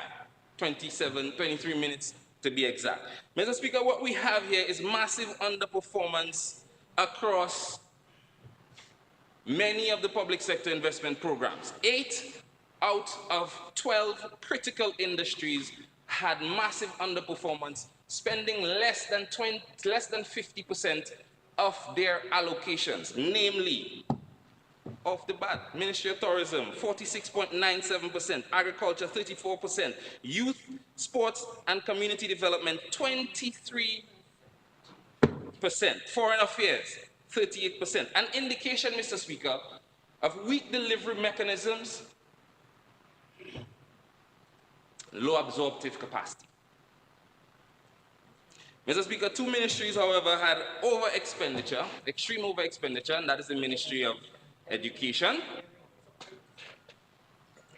and Rural Modernization and Kalinago Upliftment. Ministry of Education had an expenditure of 182.9%, Rural Modernization, Kalinago Upliftment with an expenditure of 115% of its approved allocation. Indication of concerns about planning, accuracy, fiscal discipline.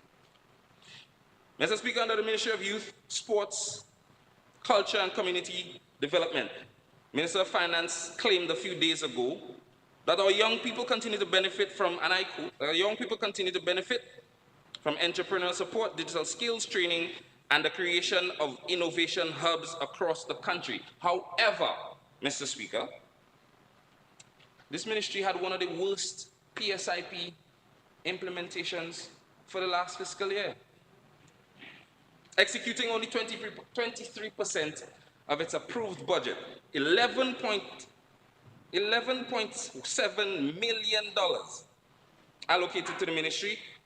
It only spent $2.7 million, leaving $9 million on the table. No progress on national youth employment programs and technical training centers, no reported youth innovation hubs or scaling of entrepreneurship facilities. Mr. Speaker, we can go through it. It's right here. You have the book in front of you. Out of the 19 items, money was spent on only 5 areas, and I want to call them out. Rehabilitation of the Iraq House of Culture Phase 2, we allocated $385,000. We only spent $20,000. Windsor Park Sports Stadium Rehabilitation Works, $650,000. We were only able to spend $37,000. Community Emergency Readiness Initiative, $20,000, a little better spending. We spent $19,000. It's also transferred to somewhere else. BNTF 10, $7.5 million. We only spent $2.4. Strengthening of the Dominica Youth Business Trust, $200,000. We spent $164,000. Mr. Speaker, all of the rest were either mysteriously completed, not having spent any money in this fiscal period, or they were magically removed, including the 40 and under home ownership grant, where we had an allocation of $500,000 and not a dollar was spent in that area. Even under the Ministry of Agriculture, where you have the National Youth Employment in Agriculture program, no money was spent in this area. Yet, Mr. Speaker, we talk about how youth is important. 2 sittings ago, the Prime Minister had a little historic interaction, and that's what I was trying to explain to him. I didn't get the opportunity. These are the reasons why we are having the massive brain drain that we're having in Dominica, because we have monies allocated for the young people and we're not spending it in the ministry. This is why Dominican young people are leaving at the rate that they're leaving. Mr. Speaker, permit me to quote Permit me to quote from the World Bank. A report that was produced on April 10, 2025. The macro poverty outlook, country by country analysis and projections for the developing world. Under the section relating to Dominica, inflation averaged 1.5% the first 6 months of 2024, supported by lower energy costs.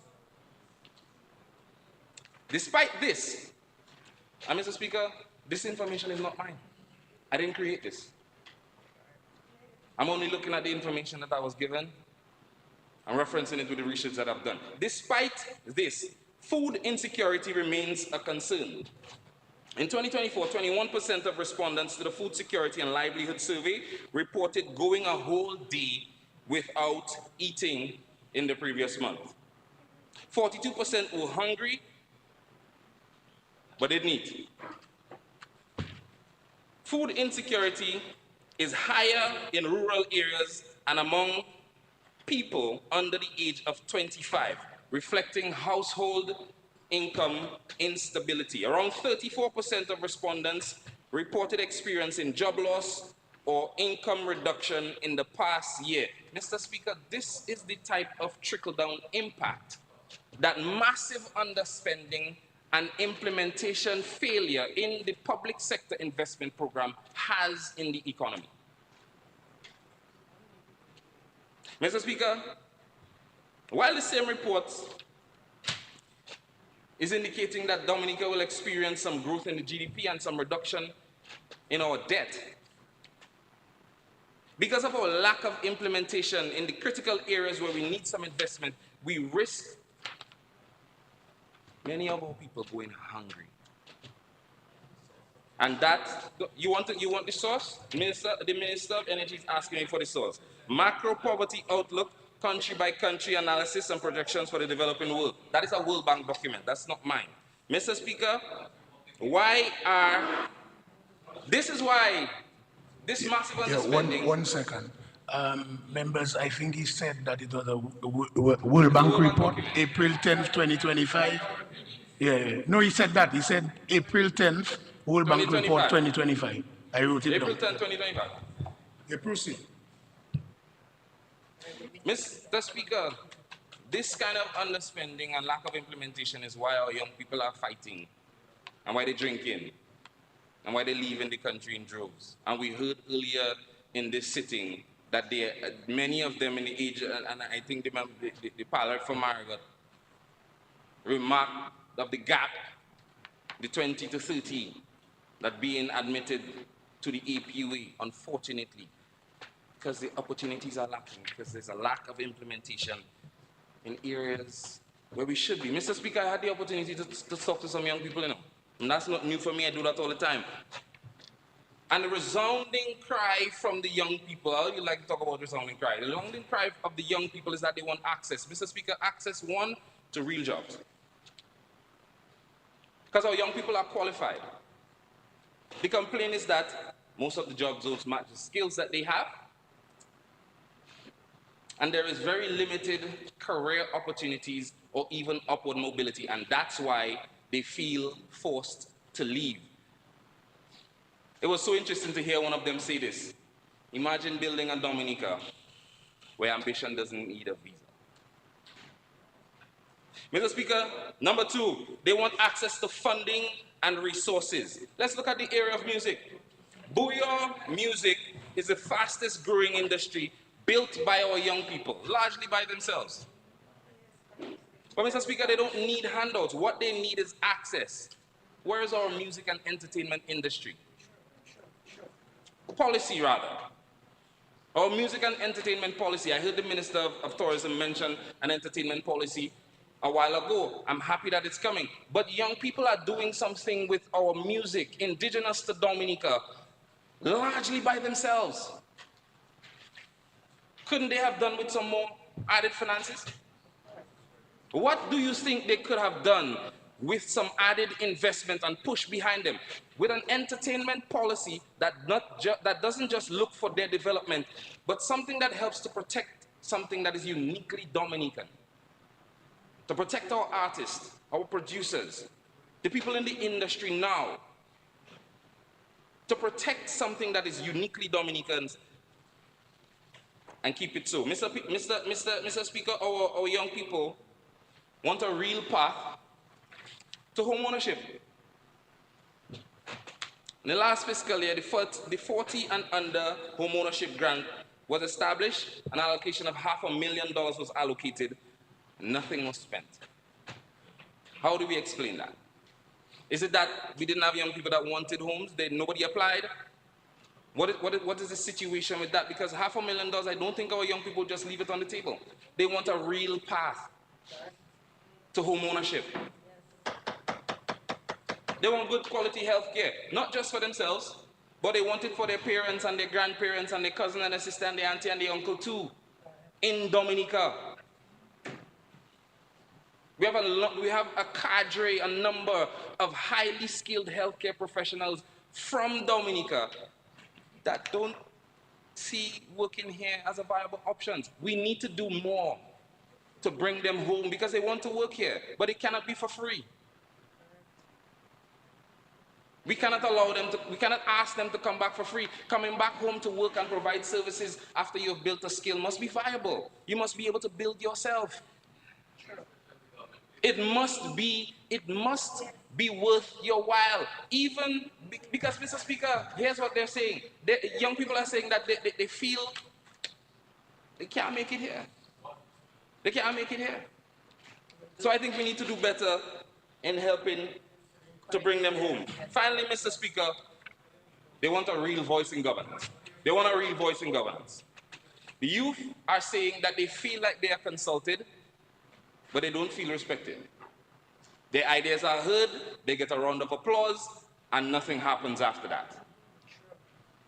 Young people are saying they want a real voice in government because they want to hustle, they want to make their money, they don't want handouts, but they really want a government that is going to make that a priority for them. And Mr. Speaker, we know why it's not a priority, because we need even $9 million on the table. And we had areas where we could have given it to our young people and spent it for their development and protection. That is why Dominican youth are not lazy. They want to work, but they need a partner in government to do it. Mr. Speaker, under the Ministry of Agriculture, good ministry, another dismal performance in PSIP implementation. $52 million allocated, only $17 million spent, leaving $34 million on the table. In his budget address, the budget address last year, as a matter of fact, we were promised that we were going to achieve near self-sufficient local production, expand agro-tourism, agro-processing zones, support the blue economy, fisheries and coastal projects, push organic farming and irrigation. And a few days ago, the Minister of Finance claimed that we have made good progress in the agricultural sector, which recorded a growth of 2% in 2024. Investments in irrigation, training and feeder roads continuing to bear fruit. Mr. Speaker, the reality of that is that, yes, we did grow by 2%. And forgive me, Mr. Speaker, if I don't applaud a bird for flying or a fish for swimming. But the ministry suffered one of the greatest budget cuts in the PSIP allocation. $34 million. You robbed the minister and his financial officers of executing $34 million. Mr. Speaker, that is my narrative now, because I know the minister would have liked to spend that. That is the narrative. You would like to spend it. Spending only a third, indicating serious bottlenecks. There has to be a bottleneck, Mr. Speaker. What is preventing us from spending the money that we have allocated? We don't have a money problem. We don't. So what is preventing one of the pillars of national growth and development, a growth engine that all of us depend on? What is preventing us from executing the public sector investment program? I heard the minister's presentation last night, and I know it's not because he didn't want to spend the $34 million. So what happened? What happened? We did grow by 2%, it's true, but maybe we should have grown by 12. Maybe we should have grown by 12. And that is the narrative that we're not saying. That is the honesty and the transparency that we're not tabling. Food import remains critically high, and we have money that we're not spending, while global food prices continue to increase. All across the globe, we are having a strategic failure in food and nutrition security, which explains why the World Bank and their employees that were in Dominica this year, as a matter of fact, is able to say that 21% of Dominican respondents are going a whole day without food. 8 more minutes. 8 more minutes? Okay, cool. Thank you, Mr. Speaker. And rural poverty remains critical. Mr. Speaker, the Ministry of Tourism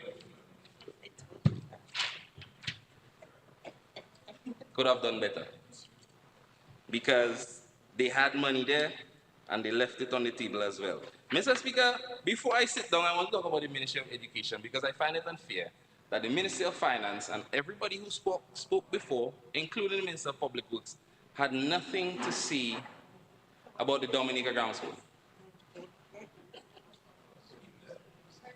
Mr. Speaker, last year we budgeted $5 million for the completion of the Dominica Grammar School.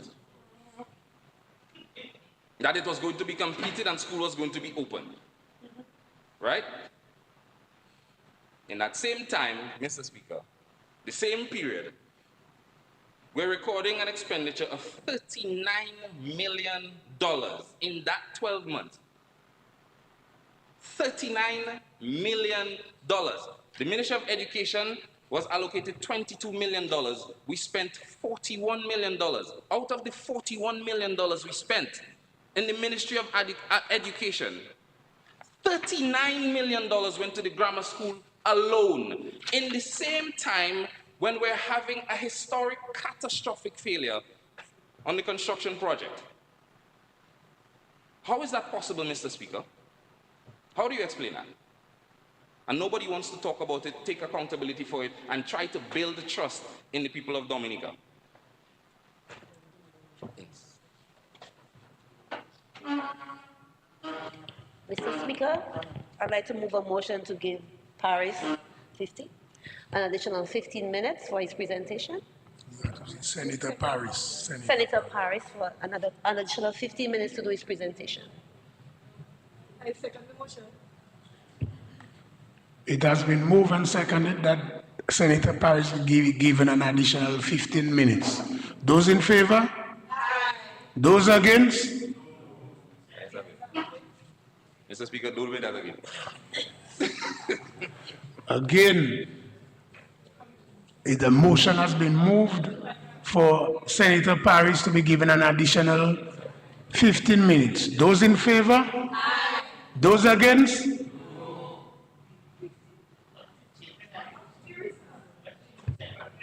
So move another motion. Mr. Speaker, I move that Senator the Honorable Delbert Paris be given an additional 7 minutes to complete. Mr. Speaker. It has been moved and seconded that the Honorable Senator Paris be given an additional 7 minutes. Those in favor? Those against? Senator Paris, you are given an additional 7 minutes. Thank you, Mr. Speaker. Thank you, colleagues. Thank you, colleagues. Mr. Speaker, $39 million. We are experiencing catastrophic failure that we have never seen in Dominica's history before. We have never seen that type of catastrophic failure. And the reason I'm using catastrophic failure, it's an engineering term. My engineering colleague would know. He can verify. Catastrophic failure, it means everything failed one time. It didn't fall incrementally, it wasn't staged. Catastrophic failure. An incident that could have cost a lot of innocent lives, and we're not taking accountability for it and speaking about it, Mr. Speaker. In the same time, we're spending 8 times the amount of money that we budgeted for the exercise. How do we arrive at that, Mr. Speaker? And how do we take accountability for that? Mr. Speaker, where is the Much talked about structural report that was supposed to be done. Is it finished? Is it ongoing? What is the status of the structural report that the government commissioned to see what happened there? We anticipate the public presentation of that report because, Mr. Speaker, this is not a political issue. No? It's not a political issue, it's an issue of national importance. Why? Because all of our children go to those schools. The functions that we're going to have there, all of us going to go there. What steps are we taking to rebuild the confidence of our people? That when we go into those buildings, when they're finished, that we will be safe. It's not a political issue. It's a safety issue. It's an issue of national importance. How did this happen? Where's the report? Who is taking accountability for it? Was it a design failure? Or was it a construction and implementation? Mr. Speaker, what is the role of the physical planning division in all of this? I haven't heard from them. We're not hearing them saying anything. Because they must be involved. And that is their job. What is their role? People's lives are at stake. And Mr. Speaker, another reason why this is an issue of national importance is because the same developer and his team is the one responsible for the execution and the implementation of the international airport. What assurances has the developer given us that similar catastrophic failure will not happen at the international airport? Because it won't just be Dominicans there. It's serious issues. It's not a joke. And here's the point, that the contractor didn't have a shortage of money. $5 million was allocated and he got 39 million. Last year, the forward projections for the completion of the grammar school was 76 million. We're at $113 million now, and it's not finished. In the same year, we are having catastrophic failure that we cannot explain. And everybody's hush-hush about it, as if people couldn't die.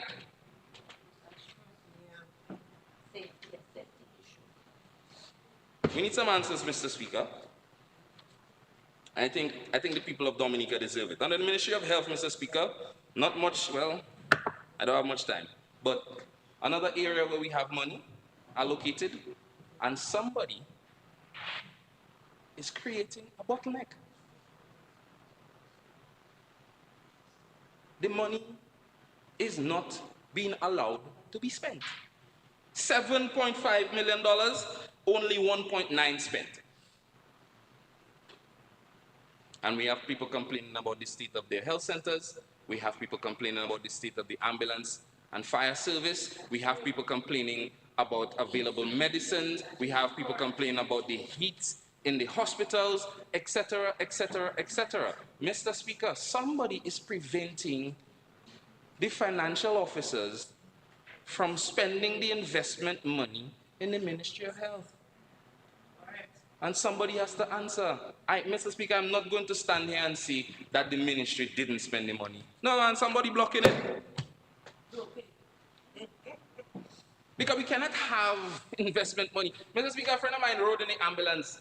The same ambulance that's serving the airport, by the way, the airport in Melvin Hall. Well, I didn't call the airport name, and I see where it is.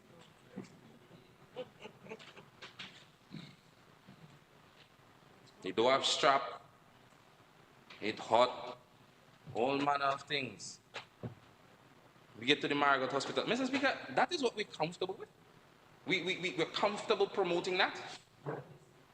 We're comfortable knowing that when our dignitaries and our VIPs and our family members travel through at Douglas Charles and they might have to go to the hospital or the health center, that is the kind of service that we are going to give them. That is the state of the ambulance that they're going to drive on. Now, Mr. Speaker, don't get me wrong, I understand that these things happen. What I'm saying is that it shouldn't be happening when we have money available for it. True. Because it's not like we don't know. We have money available for it. What is the state of the Margaret Hospital? We boast about world-class healthcare all the time, and we talk about the fact that we have built it and we have this structure there. But we keep embarrassing the healthcare workers because people show up there looking for medical service and they cannot get it. And the medical professionals that are there, their hands are tied because they just cannot give you what you're looking for. They're doing the best that they can, kudos to them. Those at the health center too. But their hands are tied. And their hands are tied while we have $7 million to spend and we're spending only 1.2. Mr. Speaker, we need to free up the bottleneck, man. Open up the service and let's take care of our people better than that. Mr. Speaker, another thing that I want to touch on under the Ministry of Health. Interestingly enough, we started talking about, or we had some deliberation about addressing the standard of the cost of living. And what we have done is made it cheaper for people to access largely imported foods. But Mr. Speaker, if you look at them, and I know you're a man that has eat healthy, you don't really, if you look at those foods that are being imported, they are not the foods that are going to help us to battle the CNCDs that we're struggling with. We got some stats earlier this week. Last week we got some stats. Who's struggling with sugar, who's struggling with pressure, who have cancer, and it's in the thousands, double digits. But we're making it cheaper for them to access foods that are not going to help them. At the same time, Mr. Speaker, we're in a stage where we're seeing massive under-implementation in the Ministry of Agriculture. The same ministry that is supposed to help us to provide and make available more organic, locally grown foods. Mr. Speaker, what it appears is that we are making imported, highly processed foods more accessible and available than we are spending time investing in making locally grown organic foods available to our people. And if we say we want to fight NCDs, the problem that we have with chronic non-communicable diseases, if we say we want to fight it, we have to make locally grown, more organic food more readily available to our people. That is how we're going to start. And where we're going to start to do that, Mr. Speaker, the $34 million that we didn't spend in the Ministry of Agriculture, spend it and allow the farmers to get back to their farms and provide locally grown organic food more for our people at a cheaper rate, so that we can actually fight the scourge of chronic non-communicable diseases. Mr. Speaker, our favorite topic, you and I, the Citizenship by Investment Program. Let's talk about it for a little bit. My time almost up. No, I don't have time. You want to give me some more time? Move some more time and I'll talk about geothermal. Mr. Speaker, on the issue of the Citizenship by Investment Program, all of us agree that we must protect the Citizenship by Investment Program. We have a little narrative going on in the House that every time somebody talks about the CBI, we think that it's an attack. No. It is a responsibility, Mr. Speaker. If we want to protect something, we have to be accountable. And when we look at these estimates, Mr. Speaker, you have yours. When the camera turns on, you show it to them. When we look at these things, Mr. Speaker, and we go through it here, the inconsistencies that we continue to see continues to raise questions about our prudence and our management and our transparency. I'll give you an example. Let's look at the last fiscal year. Not this one just passed, 23-24. We had a projection where we were going to have receipts from the certificate of naturalizations of $6.9 million. All right? If you want the exact figure, Mr. Speaker, I see you writing it down. It was $6,966,225. And we projected to have CBI earnings in that same year, we're talking about projections now, Mr. Speaker, of $617 million, 129,121. But, Mr. Speaker, what we have now, and because of the estimates, we have the beauty of the actuals. Right? Revenue side, actuals. We go here and we see now that actually, for 2023-2024, we only received receipts from certificate of naturalizations of 4,292,706. certificate of naturalization. And I'll explain to you why I'm using the certificate of naturalization in a while. And actual CBI revenues was 622,111,570. Mr. Speaker, you're right in, so you recognize the difference that we're having here. We're saying that we receive less certificates and we increase the money. Now, Mr. Speaker, well, I'm asking you now and you have the benefit to present after me. Mr. Speaker, what this is showing and why I'm using the certificate of naturalization is because it is directly proportional to, no, the fees didn't change yet.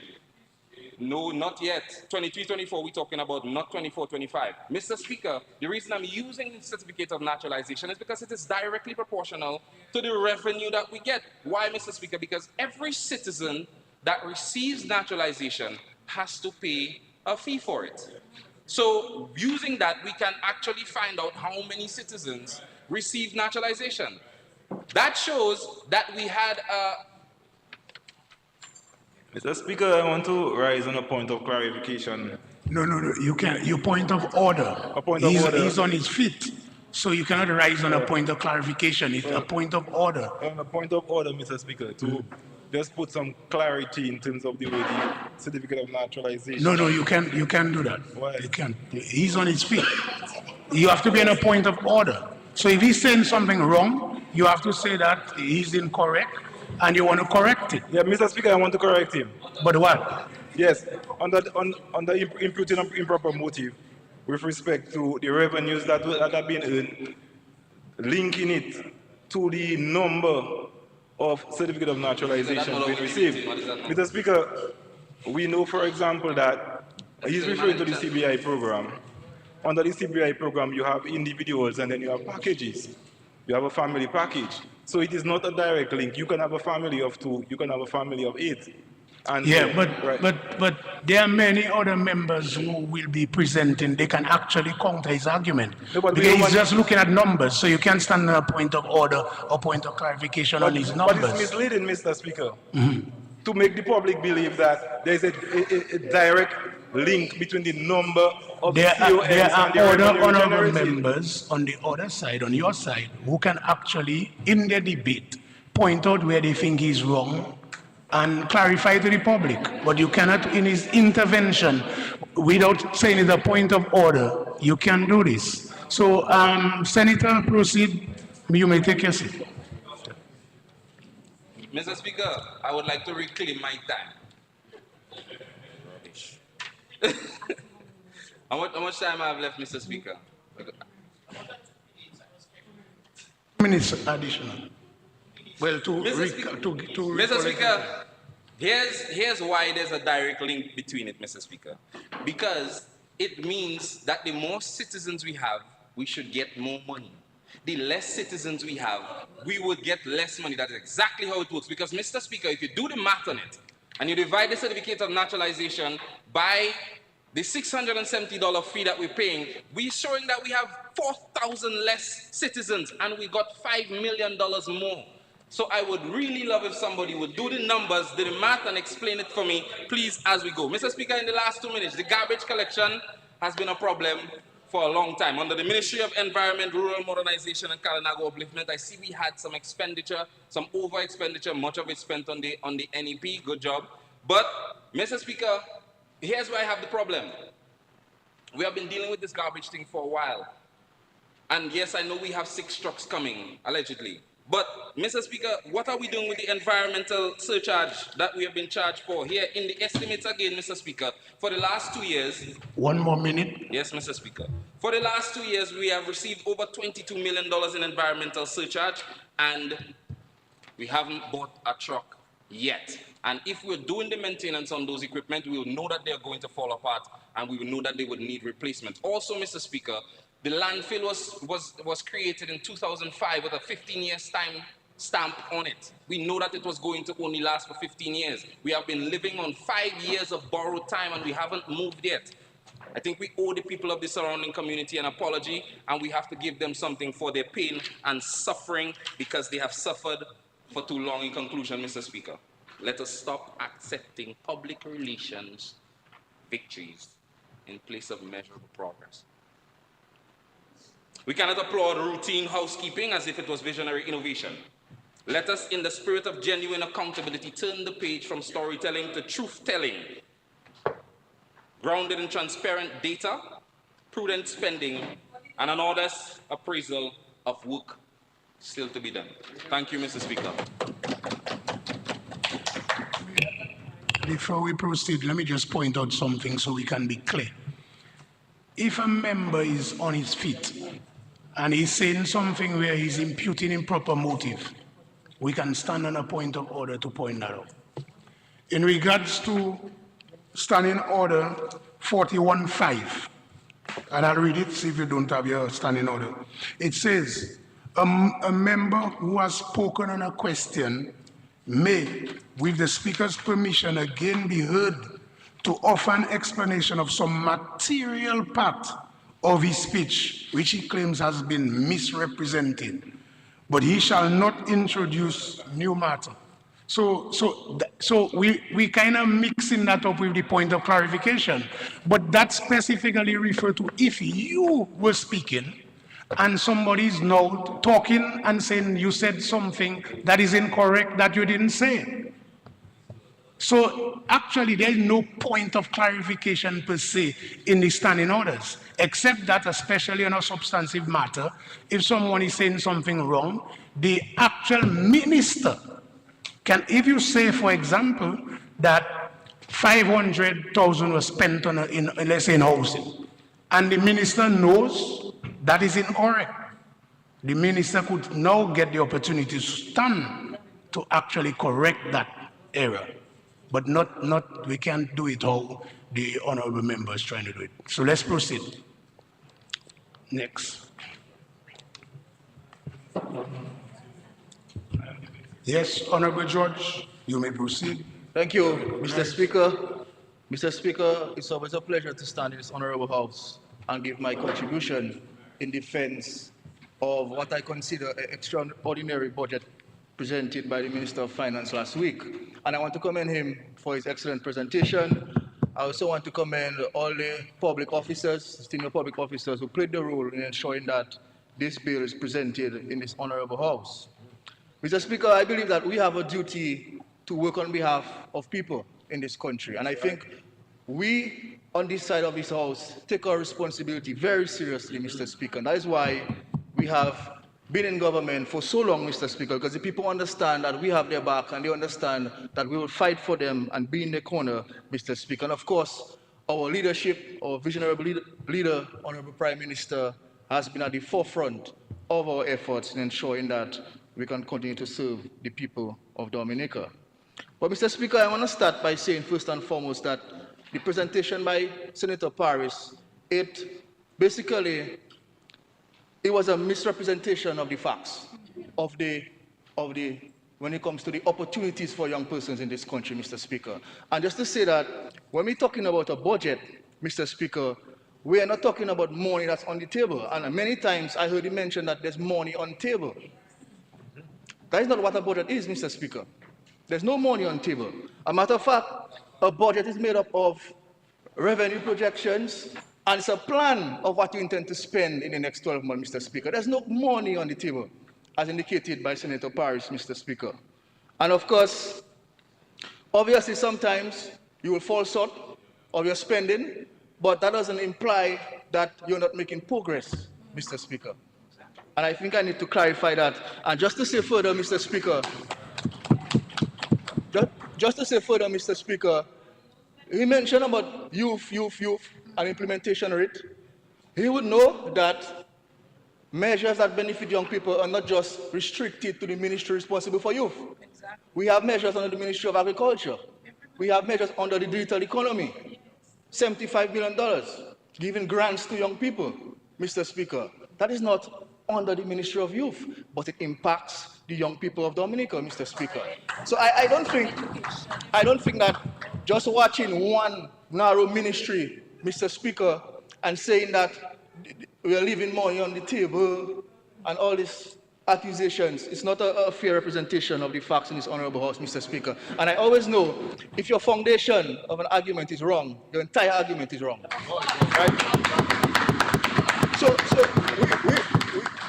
we should ask Senator Paris to withdraw his entire application.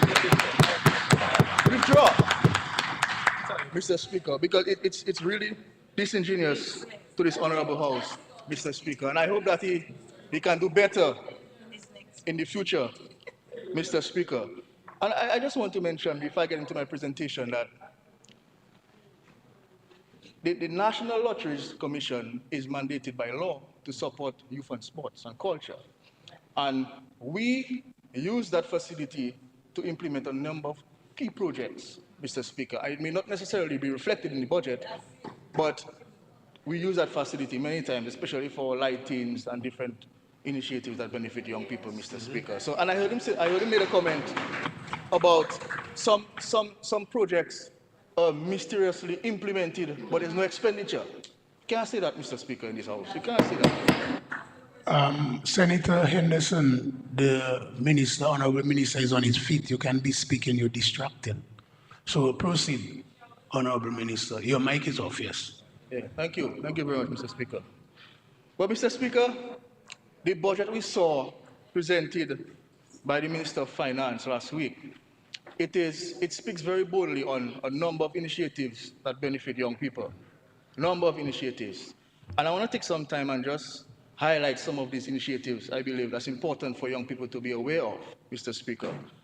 One of the key areas when it comes to youth engagement and empowerment is for sports, Mr. Speaker. And as you know, this government has been investing significant sums of money in promoting our athletes and supporting sports at the grassroots level. And if you recall, Mr. Speaker, the only time that sports was taken serious is when this government came into office, Mr. Speaker. Right. And a matter of fact, if you recall, Mr. Speaker, there was a time, decades ago, you could hardly find a facility to play sports in the rural communities. Benjamin's Park, for example, Mr. Speaker, it was a complete swamp before Labour, Mr. Speaker. And look at Benjamin's Park now, a first-class venue, Mr. Speaker, catering for football and cricket, and an indoor facility on the outskirts of the park. And we are making further developments to Benjamin's Park, Mr. Speaker. So under this government, we have seen a total transformation when it comes to sporting facilities. And we're doing this just to give young people an opportunity to play and nurture their skills so that they can get to the national setup and represent Dominica and make us proud, as FIA did, and as our cricketers did, and as a number of other athletes will do in the upcoming years, Mr. Speaker. And what I've always said is that when the athletes are young, at primary school, that is when you have to engage them. And that is why we have strengthened our program at the sports division, targeting the primary schools across Dominica, Mr. Speaker. We are spending a lot of money for the sports division, organizing a number of leagues in different sporting disciplines to ensure that we can have these youngsters in a proper setup and we can nurture their talent and get them to the national level, Mr. Speaker. And obviously, Mr. Speaker, as I always said, infrastructure is not all when it comes to sports. It's good, yes, it helps, but the mentality of the athletes is also important. So we continue to encourage our athletes to make the most of the facility, but at the same time, work on themselves personally to ensure that they can succeed when it comes to sports, Mr. Speaker. And we are also advancing courts, multi-purpose courts all across the island, Mr. Speaker. We are upgrading playing surfaces all across Dominica, Mr. Speaker. And of course, the member of Marigot mentioned indoor sports facilities, making a case for basketball specifically, Mr. Speaker. And all of us would know that we have already developed an indoor facility in Massap. We have an indoor facility in Portsmouth for cricket. But the problem we have in Dominica, Mr. Speaker, and I would say it, is that we have outdoor facilities, outdoor courts, but they are not taking advantage of. The young persons don't show up and play on these facilities. And if you're not playing sports on an outdoor facility, how do you justify building an indoor facility? And that is the problem we have in Dominica, Mr. Speaker. We need to get our young people to take more advantage of the investments done by government in sports. We know what sports can do, and of course, we have to ensure that they can take advantage of the sporting facilities.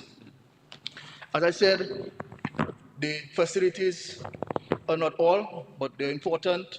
So during the last financial year, Mr. Speaker, we implemented a number of upgrades to various community facilities. We installed high quality lighting to 8 playing fields, the teaser grounds in Mahu, and I want to commend the Parrot, Mr. Speaker, for his wonderful T20 softball league, Mr. Speaker. I think that is one of the most popular leagues across Dominica when it comes to softball cricket. We also invested in lights at the Grand Four playing field, Mr. Speaker, the Suffolk playing field, as indicated by the Parrot, Mr. Speaker, the Anzime playing field, the Vegas playing field, the Center playing field in Grand Bay, Grandfield playing field, and of course the Belvishope playing field. And this alone, Mr. Speaker, costed government $1.8 million, Mr. Speaker. On average, to light up a playing field, it costs in the region of 190 to 220,000 US EC dollars, Mr. Speaker, based on the location. Yeah. And of course, this project might seem simple, Mr. Speaker. This project might seem simple, Mr. Speaker, but the works included the construction of the concrete bases, trenching to allow for running the cables underground. That's important because it's consistent with our agenda to build resilience. We erected 45-foot metal poles on the concrete bases, and of course we installed the LED lights to the individual poles, Mr. Speaker. And additional to that, Mr. Speaker, the year before, government did upgrades at the Lapland playing field, at Lindo Park, at Newton, Honorable Parrot, and of course at the Woodford playing field, Mr. Speaker. And as I mentioned, the Woodford playing field, over $900,000 was spent at Woodford playing field to develop a pavilion, a complete resurfacing of the playing surface, and of course leveling and lighting, Mr. Speaker. And I accompanied the Pirate at that playing field a couple of weeks ago. We had a wonderful activity. A number of young persons come out and play, and they're asking, we should have that more often, Mr. Speaker. And I think this is what we want to see as a government, Mr. Speaker. And of course, the Londonderry playing field, another playing field in the Northeast, we did some upgrades to that playing field also. It was abandoned for a number of years.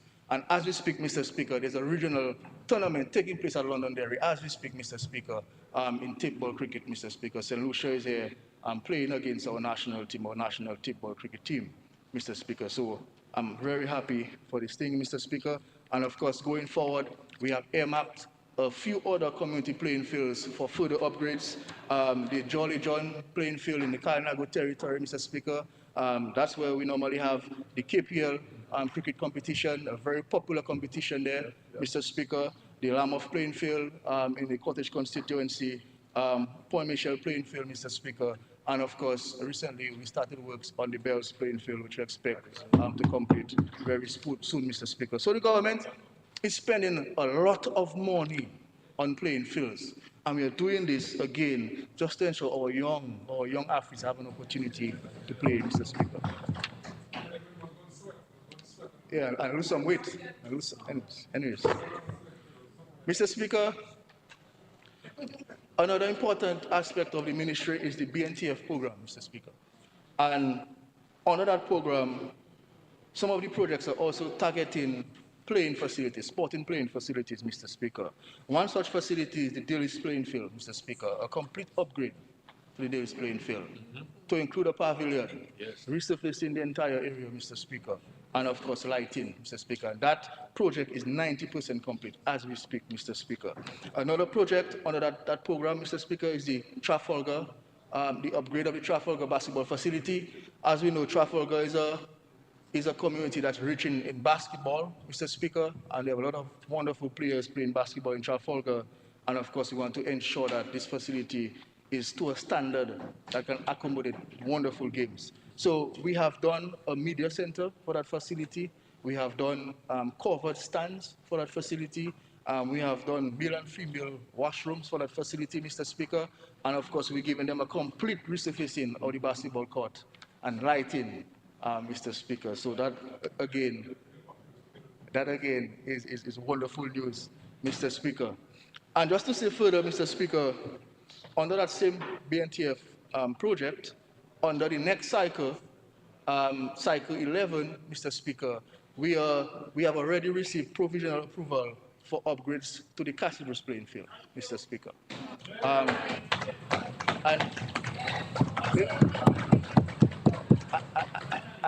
you would have heard the senator making a case for Castlebrooks. He always makes a case for Castlebrooks and the Parrot. So we're gonna proceed for a total upgrade of the facility there. Again, leveling is very important in Castlebrooks because the field needs proper leveling, and I think that's one of the reasons why we did not proceed with the lighting project, because we wanted to ensure that there's a proper leveled surface before any infrastructure can be placed at Castlebrooks. So we are going ahead. We are going ahead with this. And Mr. Speaker, I want to take the opportunity to really commend the manager, Mr. Carrot, of the BNTF office and his entire staff for their wonderful job. I think they're really pushing, Mr. Speaker, to ensure that we can continue to receive projects under the BNTF project. And of course, for our partners, the CDB and the government of Dominica when it comes to the financial aspect. Mr. Speaker, Kalibishi is another area where we intend to do some upgrades to the playing facility. As you know, the school is coming along very nicely. The Honorable Prime Minister made a visit to Kalibishi and they asked that a completely new playing field be constructed. So we taking it in phases. I think the first phase will be the construction of the retaining wall along the riverside to ensure that we can extend the playing field further inwards. We have already acquired the lands required there, thanks to the Minister of Housing and Lands. We have already acquired the lands needed to extend that playing field, and of course we engage the Chinese through the Ministry of Foreign Affairs to ensure that we can have this retaining wall constructed soonest, Mr. Speaker. Mr. Speaker, the restoration of lights at the Windsor Park Stadium. This is a very important project. It's a national project. And as you may be aware, government has finalized an agreement for the National Lotteries Commission to an amount of $13.9 million to rehabilitate the lighting at the Windsor Park Stadium. So $13.9 million, Mr. Speaker, investing in sports at this time is something significant for sports, Mr. Speaker. And I can assure you that when this project is complete, we'll be in a position to host evening games. And further, my intention is to discuss the possibility of having a national franchise system where we can have games at the Windsor Park in the evening time, Mr. Speaker. I think that will augur well for development of cricket in Dominica, Mr. Speaker. So this project is ongoing, Mr. Speaker. The foundational works are being conducted as we speak. And just to say that the polls, the lighting polls we receive is top-notch, Mr. Speaker. We have consulted Cricket West Indies. A matter of fact, they were the ones who recommended the contractor we selected to undertake the works. This contractor is a high reputable contractor. He has done works, he has done lighting projects all across the world, including India, including St. Kitts, including Barbados, and we are confident that he can deliver. And of course, the poles will meet ICC specifications and ensure that they can build some resiliency in the poles. Because if you recall, after Hurricane Maria, 2 of the poles were toppled over, Mr. Speaker. So we're trying to ensure that that doesn't repeat itself going forward to ensure that we can have a top-class facility, Mr. Speaker. And as we speak, we have already expended $1 million US towards that project. And in these estimates, which we're trying to get approved today, we have an allocation of $11 million to complete this project, bringing it to a total of $13.9 million, Mr. Speaker. So it's something I'm very happy about, something that a lot of Dominicans were asking about, because we know that Dominicans love their cricket, and of course we want to see some exciting cricket at the Windsor Park Stadium, Mr. Speaker. Mr. Speaker, the member for Marigot mentioned the National Sports Council. But just to tell him that, one, I believe that the National Sports Council has a very important role to play in our sports development. As you know, last year, the council was formulated with a number of experts, a number of guys with large number of experience in different fields relating to sports in some way, and it's being chaired by Mr. Billy Doctrove. And just to say that we mandated the council in the initial stages to look at the Sports Act, the existing Sports Act, because we have a Sports Act in Dominica that was enacted in 1976, Mr. Speaker. That's what we have, 1976. And as you can imagine, there's so many advancements, Mr. Speaker, that have taken place in sports between that time to now that we cannot be governed by this outdated act anymore. So we have mandated that the council look at this act. We have provided them with legal support in terms of Mr. Laron from the National Security Ministry. And they have met on numerous occasions going through the act. There were disagreements, they were back and forth. They submitted a first draft, some of which we agreed upon, some of which we did not, we sent back. But finally, we have received a comprehensive list of recommendations from the council in terms of ways we can improve the act or empower the act to make it more fit for purpose, Mr. Speaker. And I can assure you that very soon we will take this new sports legislation to Cabinet first and then hopefully to Parliament, Mr. Speaker. I don't want us to underestimate the importance of that, because that's very important, because it's important to set the right environment for sports to thrive, Mr. Speaker. And without a proper legislation, that can't happen. So that's a very important milestone for us, and we continue to work with the Sports Council, Mr. Speaker. The council is alive and well, and of course, we expect to see bigger and greater things from them. And following from the enactment of the Sports Act, Mr. Speaker, their next mandate is to finalize a national sports policy for Dominica. We have a draft already, I must say, we have a draft. But they have to look at it and ensure that their respective disciplines are catered for in this policy. Issues such as time off for our national athletes, that have been a burning issue in Dominica for a number of years, Mr. Speaker. But then we have to ensure that we have a proper framework to know how do we go about implementing a policy on time off for athletes. So that policy will speak to that, insurance for our athletes, sports broadcasting, a number of areas, Mr. Speaker, we intend to speak of in this national sports policy, which we expect the Sports Council to advance, Mr. Speaker. So it's something we're looking forward to going forward.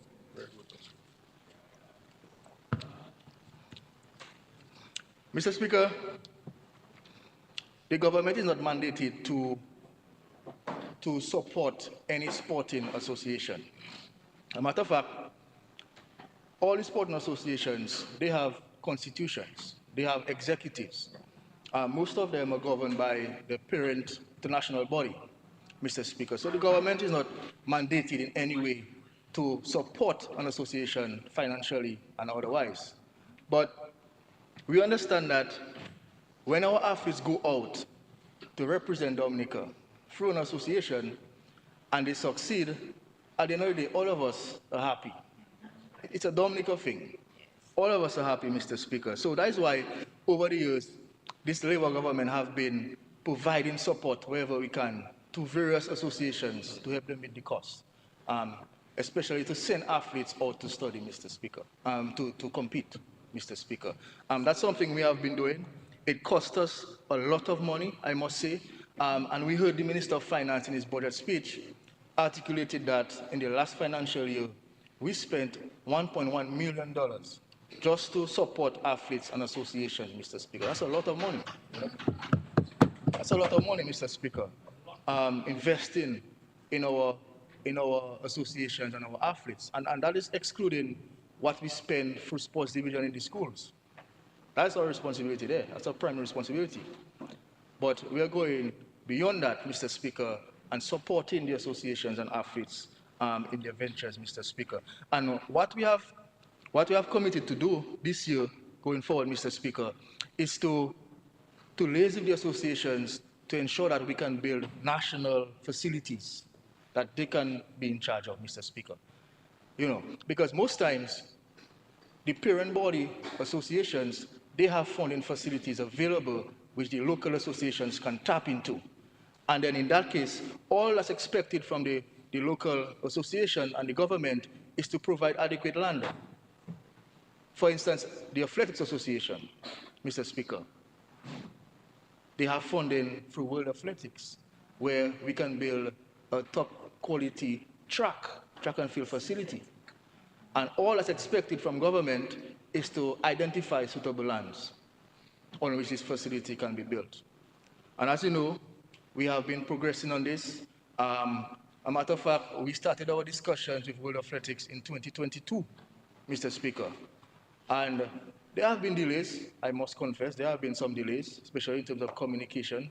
But as of now, Mr. Speaker, they have committed to work with Dominica and the association to build a track facility.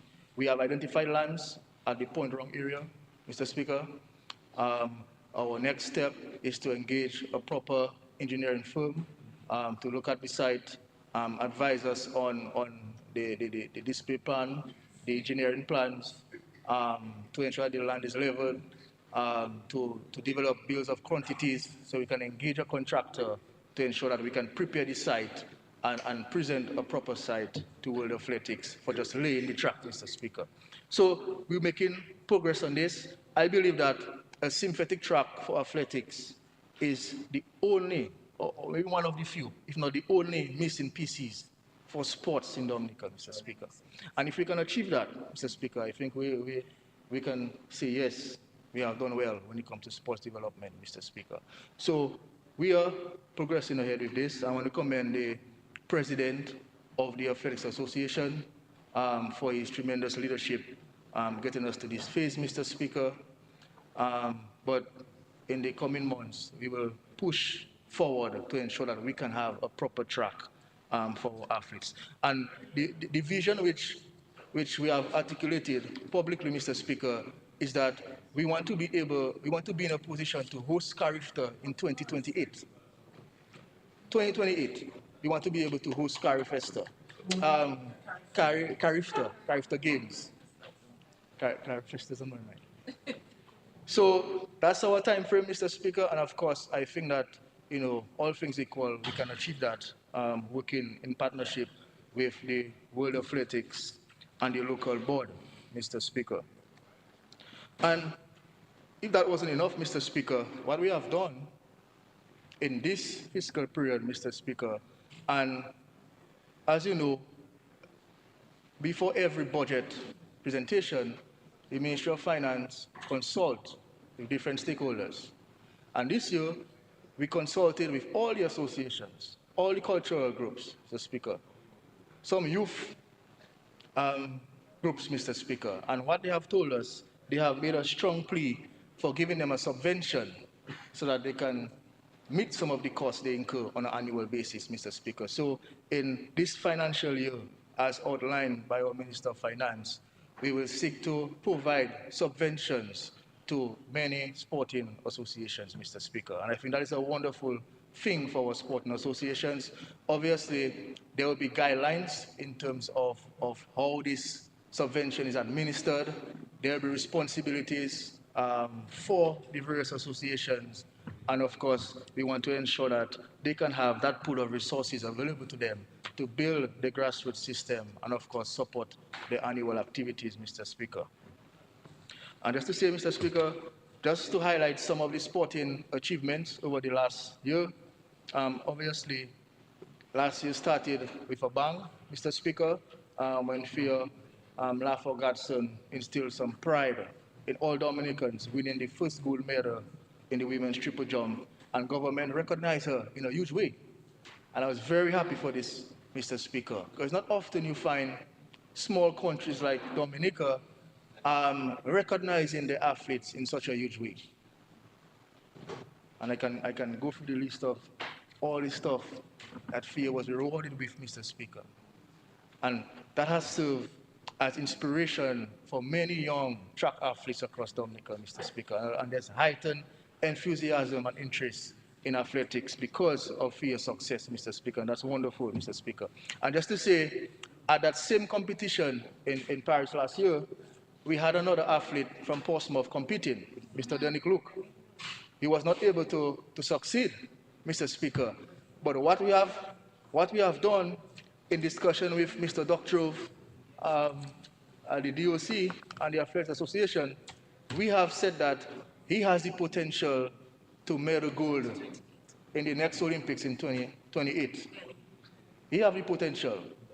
So we commit to work with him. As a matter of fact, we have given him financial support to be in Jamaica as we speak at UE. So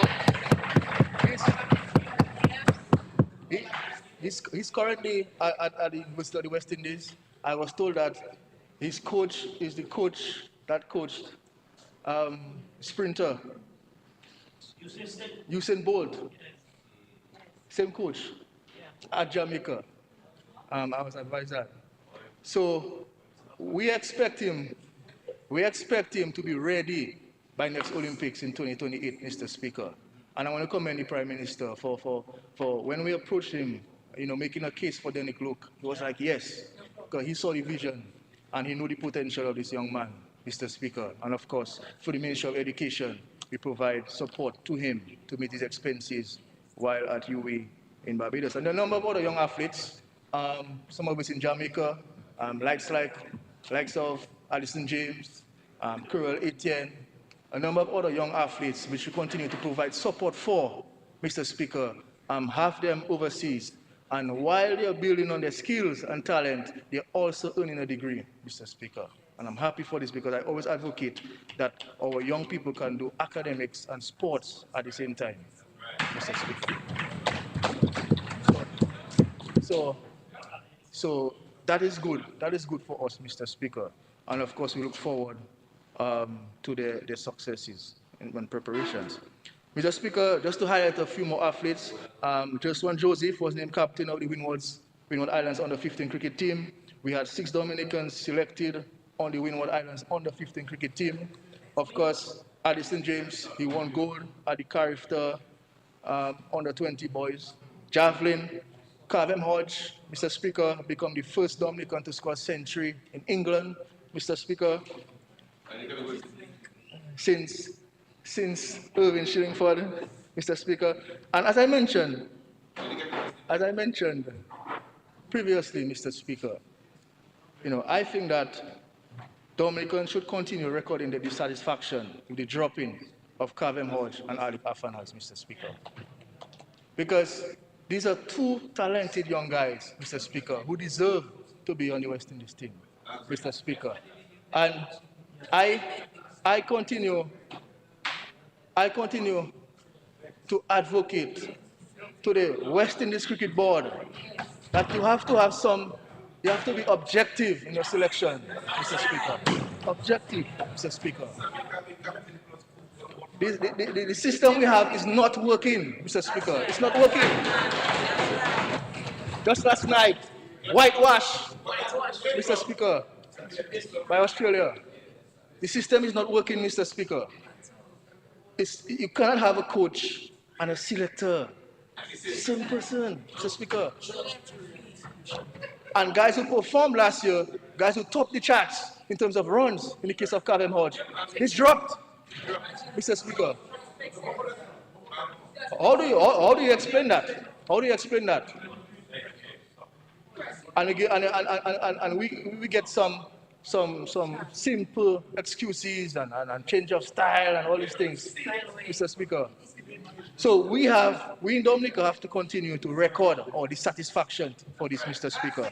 And it hurts. Yeah. It hurts, Mr. Speaker.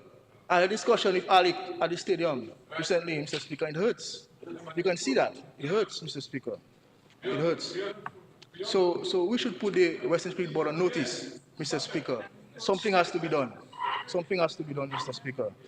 And I suspect something will be done very soon, Mr. Speaker. Mr. Speaker, Arsenio Fountain was named the most valuable player of the Windward Islands Under-19 cricket tournament. We have Dominica won a silver medal at the Eastern Caribbean Volleyball Association Senior Men's Volleyball Tournament. You know, Mr. Bill Frederick and Melvin Mingo won gold at the Eastern Caribbean Volleyball Association Under 21 Beach Volleyball Competition, Mr. Speaker. And as you may know, Mr. Speaker, currently we have 62 Dominican athletes competing across 5 sporting disciplines at the Windward Island School Games in St. Vincent. As we speak, Mr. Speaker. And just, you know, just the airfare to get the students in St. Vincent alone costed us $164,000, Mr. Speaker. Just the airfare. That's investment in young athletes, Mr. Speaker. Students, Mr. Speaker. And just to say, a number of these athletes have already recorded gold medals, as you would know, member for Marigot. Gold medals. We have a long list of athletes who have already gotten gold medals at this competition, Mr. Speaker. And I want to take the opportunity to congratulate all of them and congratulate those that will get gold medals later on this week, Mr. Speaker. I congratulate them.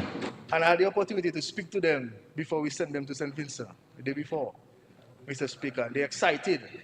They're excited, Mr. Speaker. And I can assure you, the future of sports in Dominica is in good hands, Mr. Speaker, in good hands. And we have to promote, member of Marigot, promote sports. Yeah. And Senator. And promotion doesn't have to be monetary.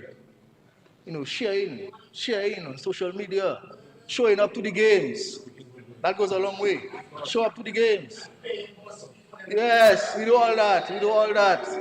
We do all that and more. All that and more. Member for Marigot. But, Mr. Speaker, I think it's important also on the issue of sports that we strengthen our local leagues, Mr. Speaker. Because the local leagues,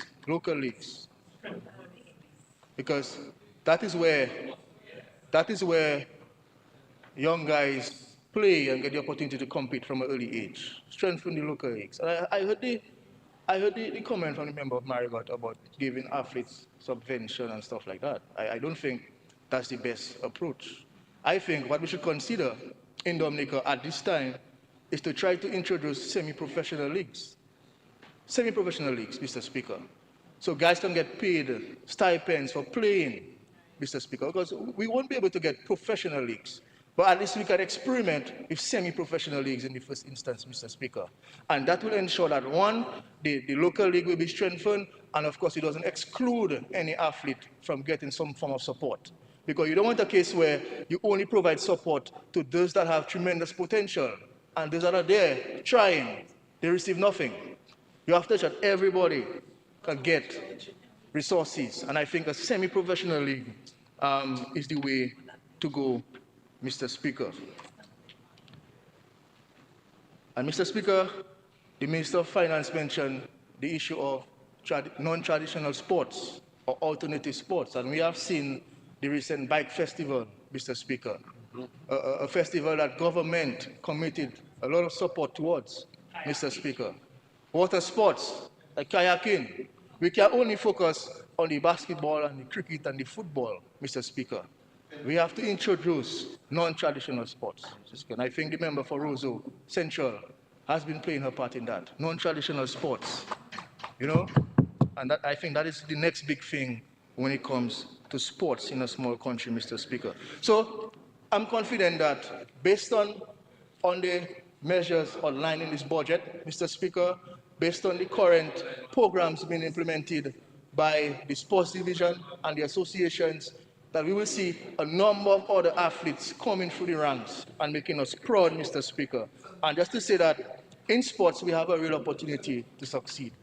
And this government remains committed to sports. We remain committed to supporting grassroots movement, which is where you can get the real value from sports, Mr. Speaker. And of course, I just want to tell everyone listening to me that we have to play our part in whatever way we can to support our youngsters. That's the only way they're going to succeed, Mr. Speaker.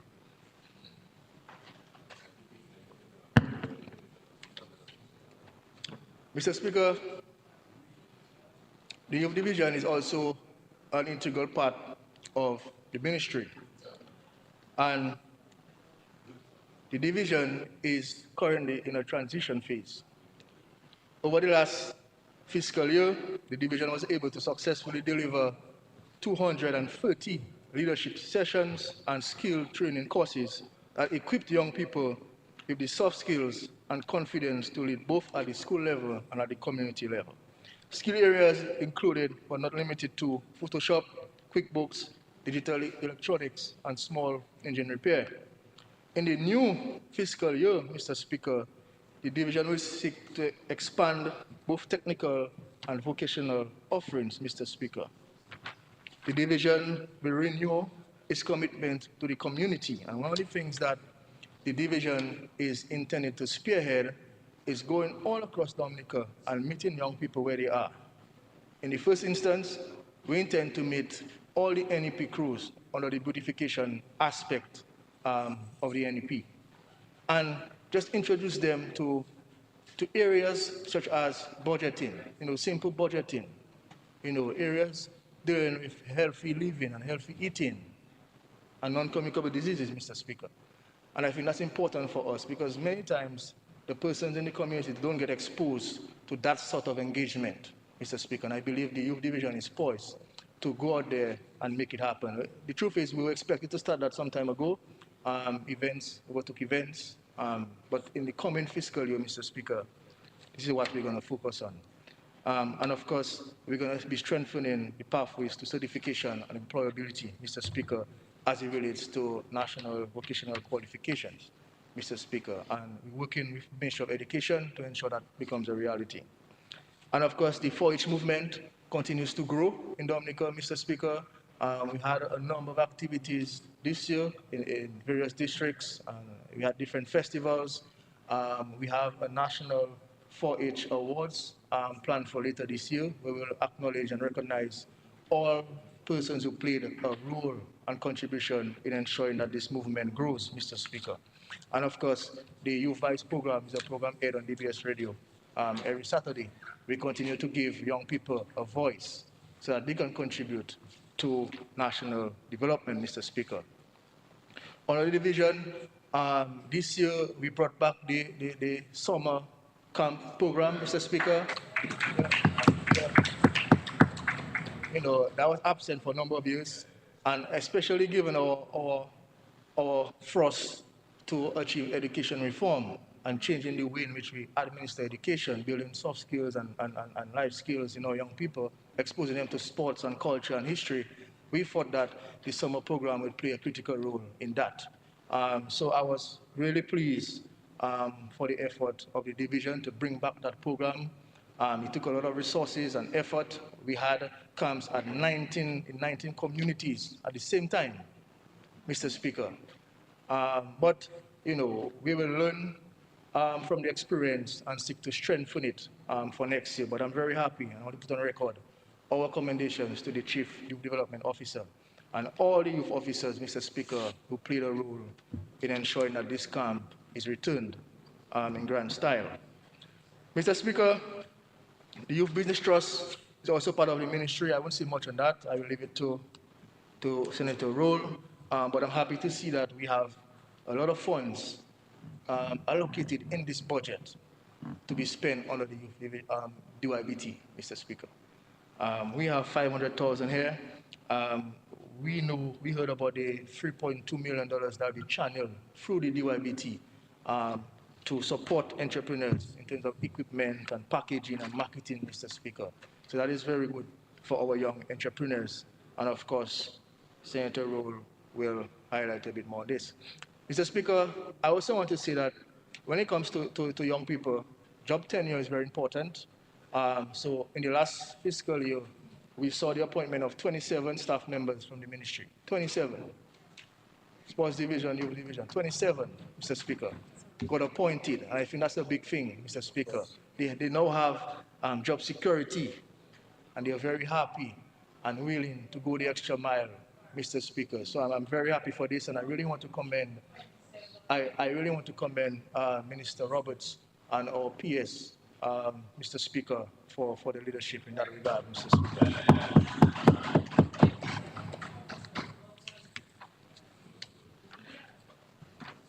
Mr. Speaker, as I mentioned earlier, the opportunities for young people do not only reside in the Ministry of Youth.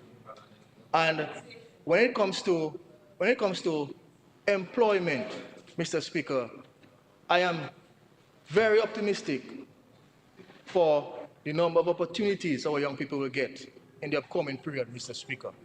We have the largest infrastructural project in our history being constructed in Wesley International Airport. And we heard the PARAP mention 60 young persons engaged on the airport, Mr. Speaker. We have the marina, which will transform the north part of the island, Mr. Speaker. Again, a lot of employment for our young people, Mr. Speaker. We have the digital economy, Mr. Speaker, providing grants to digital entrepreneurs, providing hubs so that young persons can get an opportunity to access the tools and services to develop themselves digitally, Mr. Speaker.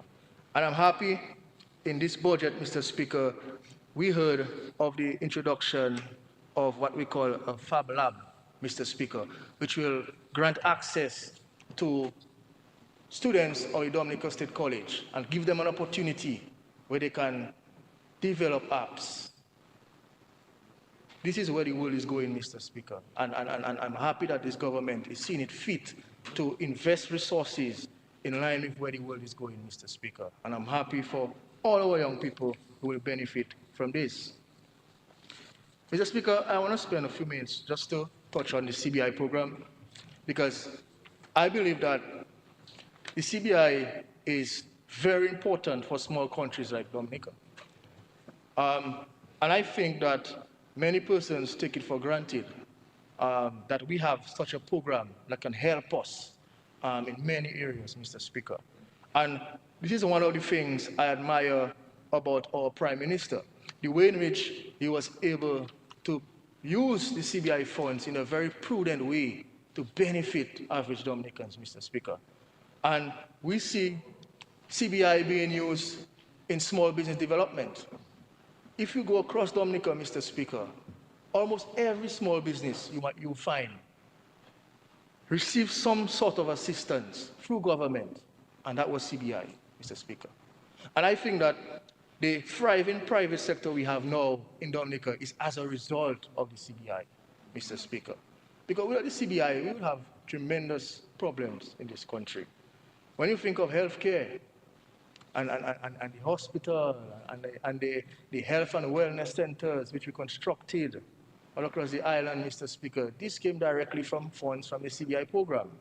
When you think of education, Mr. Speaker, hundreds of young people across Dominica now have a degree because of CBI funds, Mr. Speaker. And a lot of these people would not be able to gain that degree if it wasn't for support provided by the government, Mr. Speaker. And we know the benefit of education. And we know how important it is to improve our human resources and capacity in this country, Mr. Speaker. And all this is CBI that's doing this for us, Mr. Speaker. And then our productive sectors, tourism and agriculture, Mr. Speaker. CBI being used in this productive sector to ensure that we can have a multiplier effect years down the road, Mr. Speaker. And then sports in the facilities, extending playing fields, sending athletes out to compete, Mr. Speaker. I remember years ago, we established this sports trust fund, Mr. Speaker. And many of the athletes will receive funding from government. That's the fund we use to give these athletes the resources, sports trust fund. And this trust fund was directly from the CBI program. And then we have housing, Mr. Speaker, which is a big deal, housing. Especially given the fact that we live in a hurricane belt, where you need to have resilient housing and have a comfortable place to call home, Mr. Speaker. CBI making all this happen, and now we have the largest project we have in our history directly from the CBI program, Mr. Speaker. So I can't understand how a human being in this country, Mr. Speaker, will try their best to undermine the CBI program, not understanding the real impact it is having on everyday life of our citizens, Mr. Speaker. And we have to understand that the government has one main form of earning revenue, that is taxes. The government earns revenue through taxing people. That's the only way government earns money, taxing people.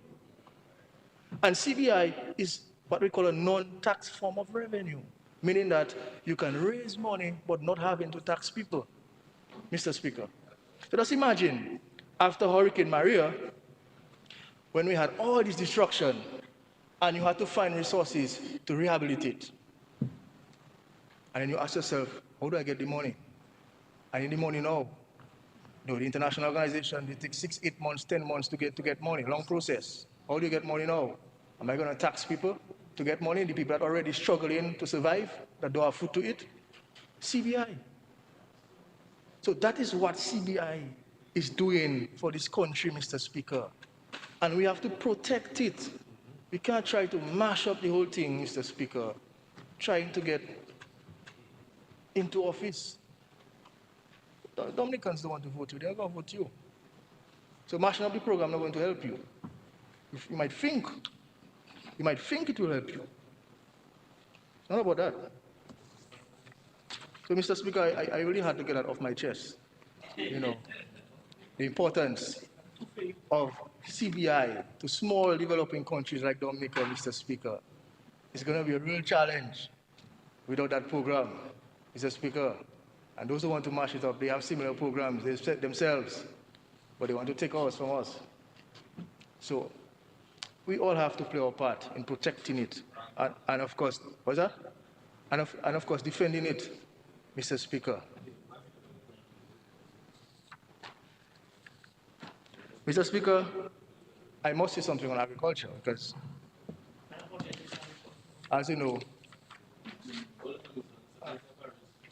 I'm from an agriculture-based community, and I believe that agriculture remains the pillar of growth in our country, Mr. Speaker. And I'm very happy to see that this year, the budget articulated a number of important initiatives to advance agriculture, to build on our food security, and importantly, Mr. Speaker, to modernize the sector. I'm happy to see that we are modernizing the sector. Agriculture is not something that we don't do it the same way we used to do it 20 years ago. We have new techniques, new methods, new ways of doing things, Mr. Speaker. And of course, I'm happy for the technical mission, the Chinese technical mission in 1 Mile, providing wonderful support to our farmers. We have seen the receipt of tools and equipment that will help us in terms of preparing our farms for planting, Mr. Speaker. This is good, Mr. Speaker. We've seen over the last year a number of agro-processors have received funding to help them improve on their business, Mr. Speaker. And I'm sure that this will continue under the Ministry of Agriculture. Agro-processing provides a really viable form of business in Dominica, Mr. Speaker. The fishing sector is very important. We give fishermen boats for free, Mr. Speaker, entire boat for free. And all you have to do is go out there and catch and earn a living, improve your living standard, Mr. Speaker. And of course, I was pretty happy for the measure in which we provide land to young people, Mr. Speaker. Because if you talk to young people, I don't know if you guys on the other side talk to young people, but if you talk to young people, Mr. Speaker, and you talk about agriculture, one of the things they would say, Mr. Minister, is that we don't have land. But the land they have not suitable. They want to do it, but they don't have the land. That's what they say, Mr. Speaker. And in this budget, Mr. Speaker... 10 more minutes. That's fine.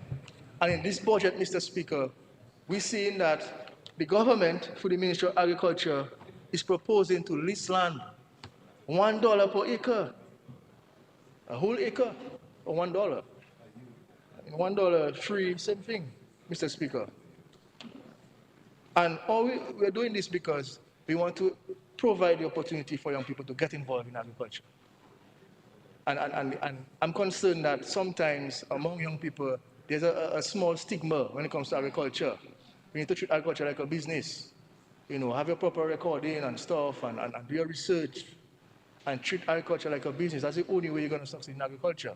But we cannot say from this budget that government is not providing anything for agriculture. It's clear that the government is investing heavily. Paris. Yeah, Paris. We government is providing in agriculture for young people, Mr. Speaker. And of course, we want to see more young people, Mr. Speaker, get involved in agriculture. Tourism, Mr. Speaker, another engine of growth, Mr. Speaker. And the minister articulated that very well this morning, Mr. Speaker. And then it's important that we understand what has transpired in terms of advancing our tourism sector. Access, Mr. Speaker. This is the main access. And I recall the days when you couldn't land in Dominica after dark. And then when you land, Mr. Speaker, your luggage is left behind. So sometimes you never get a luggage. Or you have to do island hopping, Mr. Speaker, before you get Dominica. All these inconveniences, Mr. Speaker. We have eradicated that, Mr. Speaker, consistently over the years with the extension of Douglas Childs.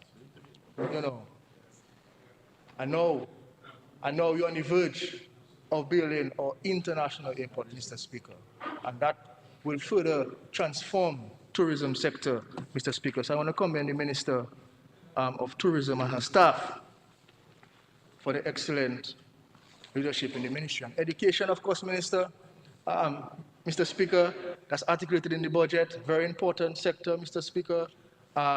We are saying that we know that one of the main challenges is funding your education, Mr. Speaker. And we see that in this budget, we are providing a facility, Mr. Speaker, of $2 million where you can access cheap loans to pursue degrees in key sectors in renewable energy, in aviation, sectors that will benefit us in the long run, Mr. Speaker. But Mr. Speaker, just to say that, to end, this budget is a futuristic budget, Mr. Speaker, a very transformational budget, Mr. Speaker. And I believe that with this budget, along with the leadership of our Prime Minister, Mr. Speaker, we will see a lot of progress in the upcoming years, Mr. Speaker. And I ask that young people take advantage of the opportunities. Too many times, young people sit back and complain. They don't go to trainings, they don't fill the forms, they don't register for anything, they see the information, they don't share it, and then they say, oh, nothing's happening. We have to put ourselves up there because the opportunities are there. The opportunities are there, Mr. Speaker. But we have to take that first step. Go to the DYBT, apply, get information from your power rep, and of course, put yourself in a position to benefit from this transformational budget, Mr. Speaker. I want to thank my colleague Minister, Honorable Roberts, for support with the last year. The PS, ministry, Mr. Additional Lecturer White for support. Of course, the staff, all the staff of the various departments in the ministry. Mr. Speaker, I want to thank them for their efforts, and we have to keep on pushing in the best interests of our countries. And of course, our partners, the Sports Council, the Windsor Park Stadium Board, the sporting organizations, the National Youth Council, JCI, all the media houses. I want to say thank you for them. To my cabinet and parliamentary colleagues, thank you for your support. And of course, to our leader, our visionary leader, Mr. Speaker, my power rep, aka the world boss, Mr. Speaker.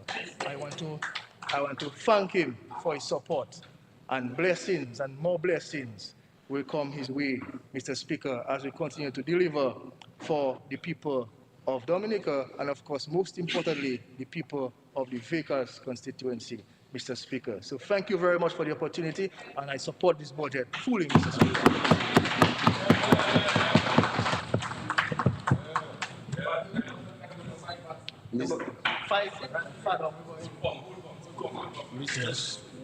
Mr. Speaker, I stand to move that this House be suspended until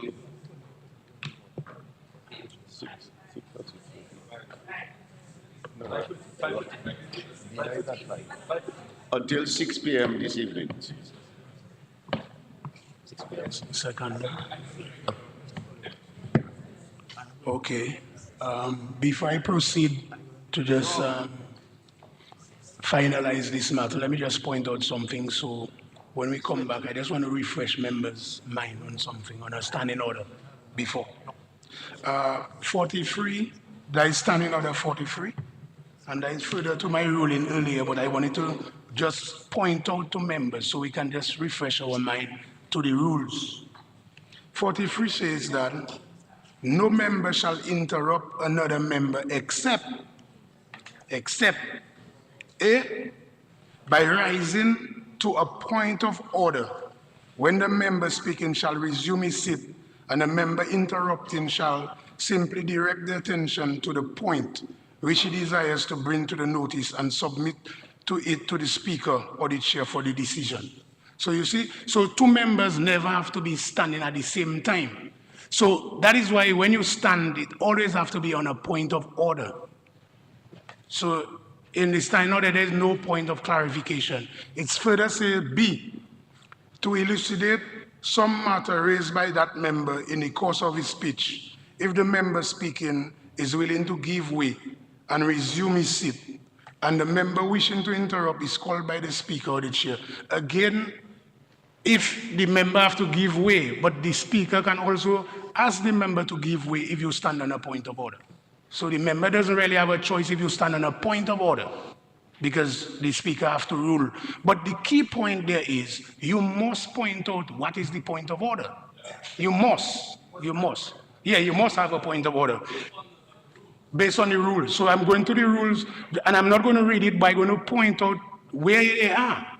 In 44, that's where you have most of the major rules that you can point to. So for example, you would have, for example, if a matter is sub judice, if somebody is imputing improper motive, if somebody disrespectful, you know, if you're using the president's name to strengthen your argument, etc., etc. But I just wanted to point that out.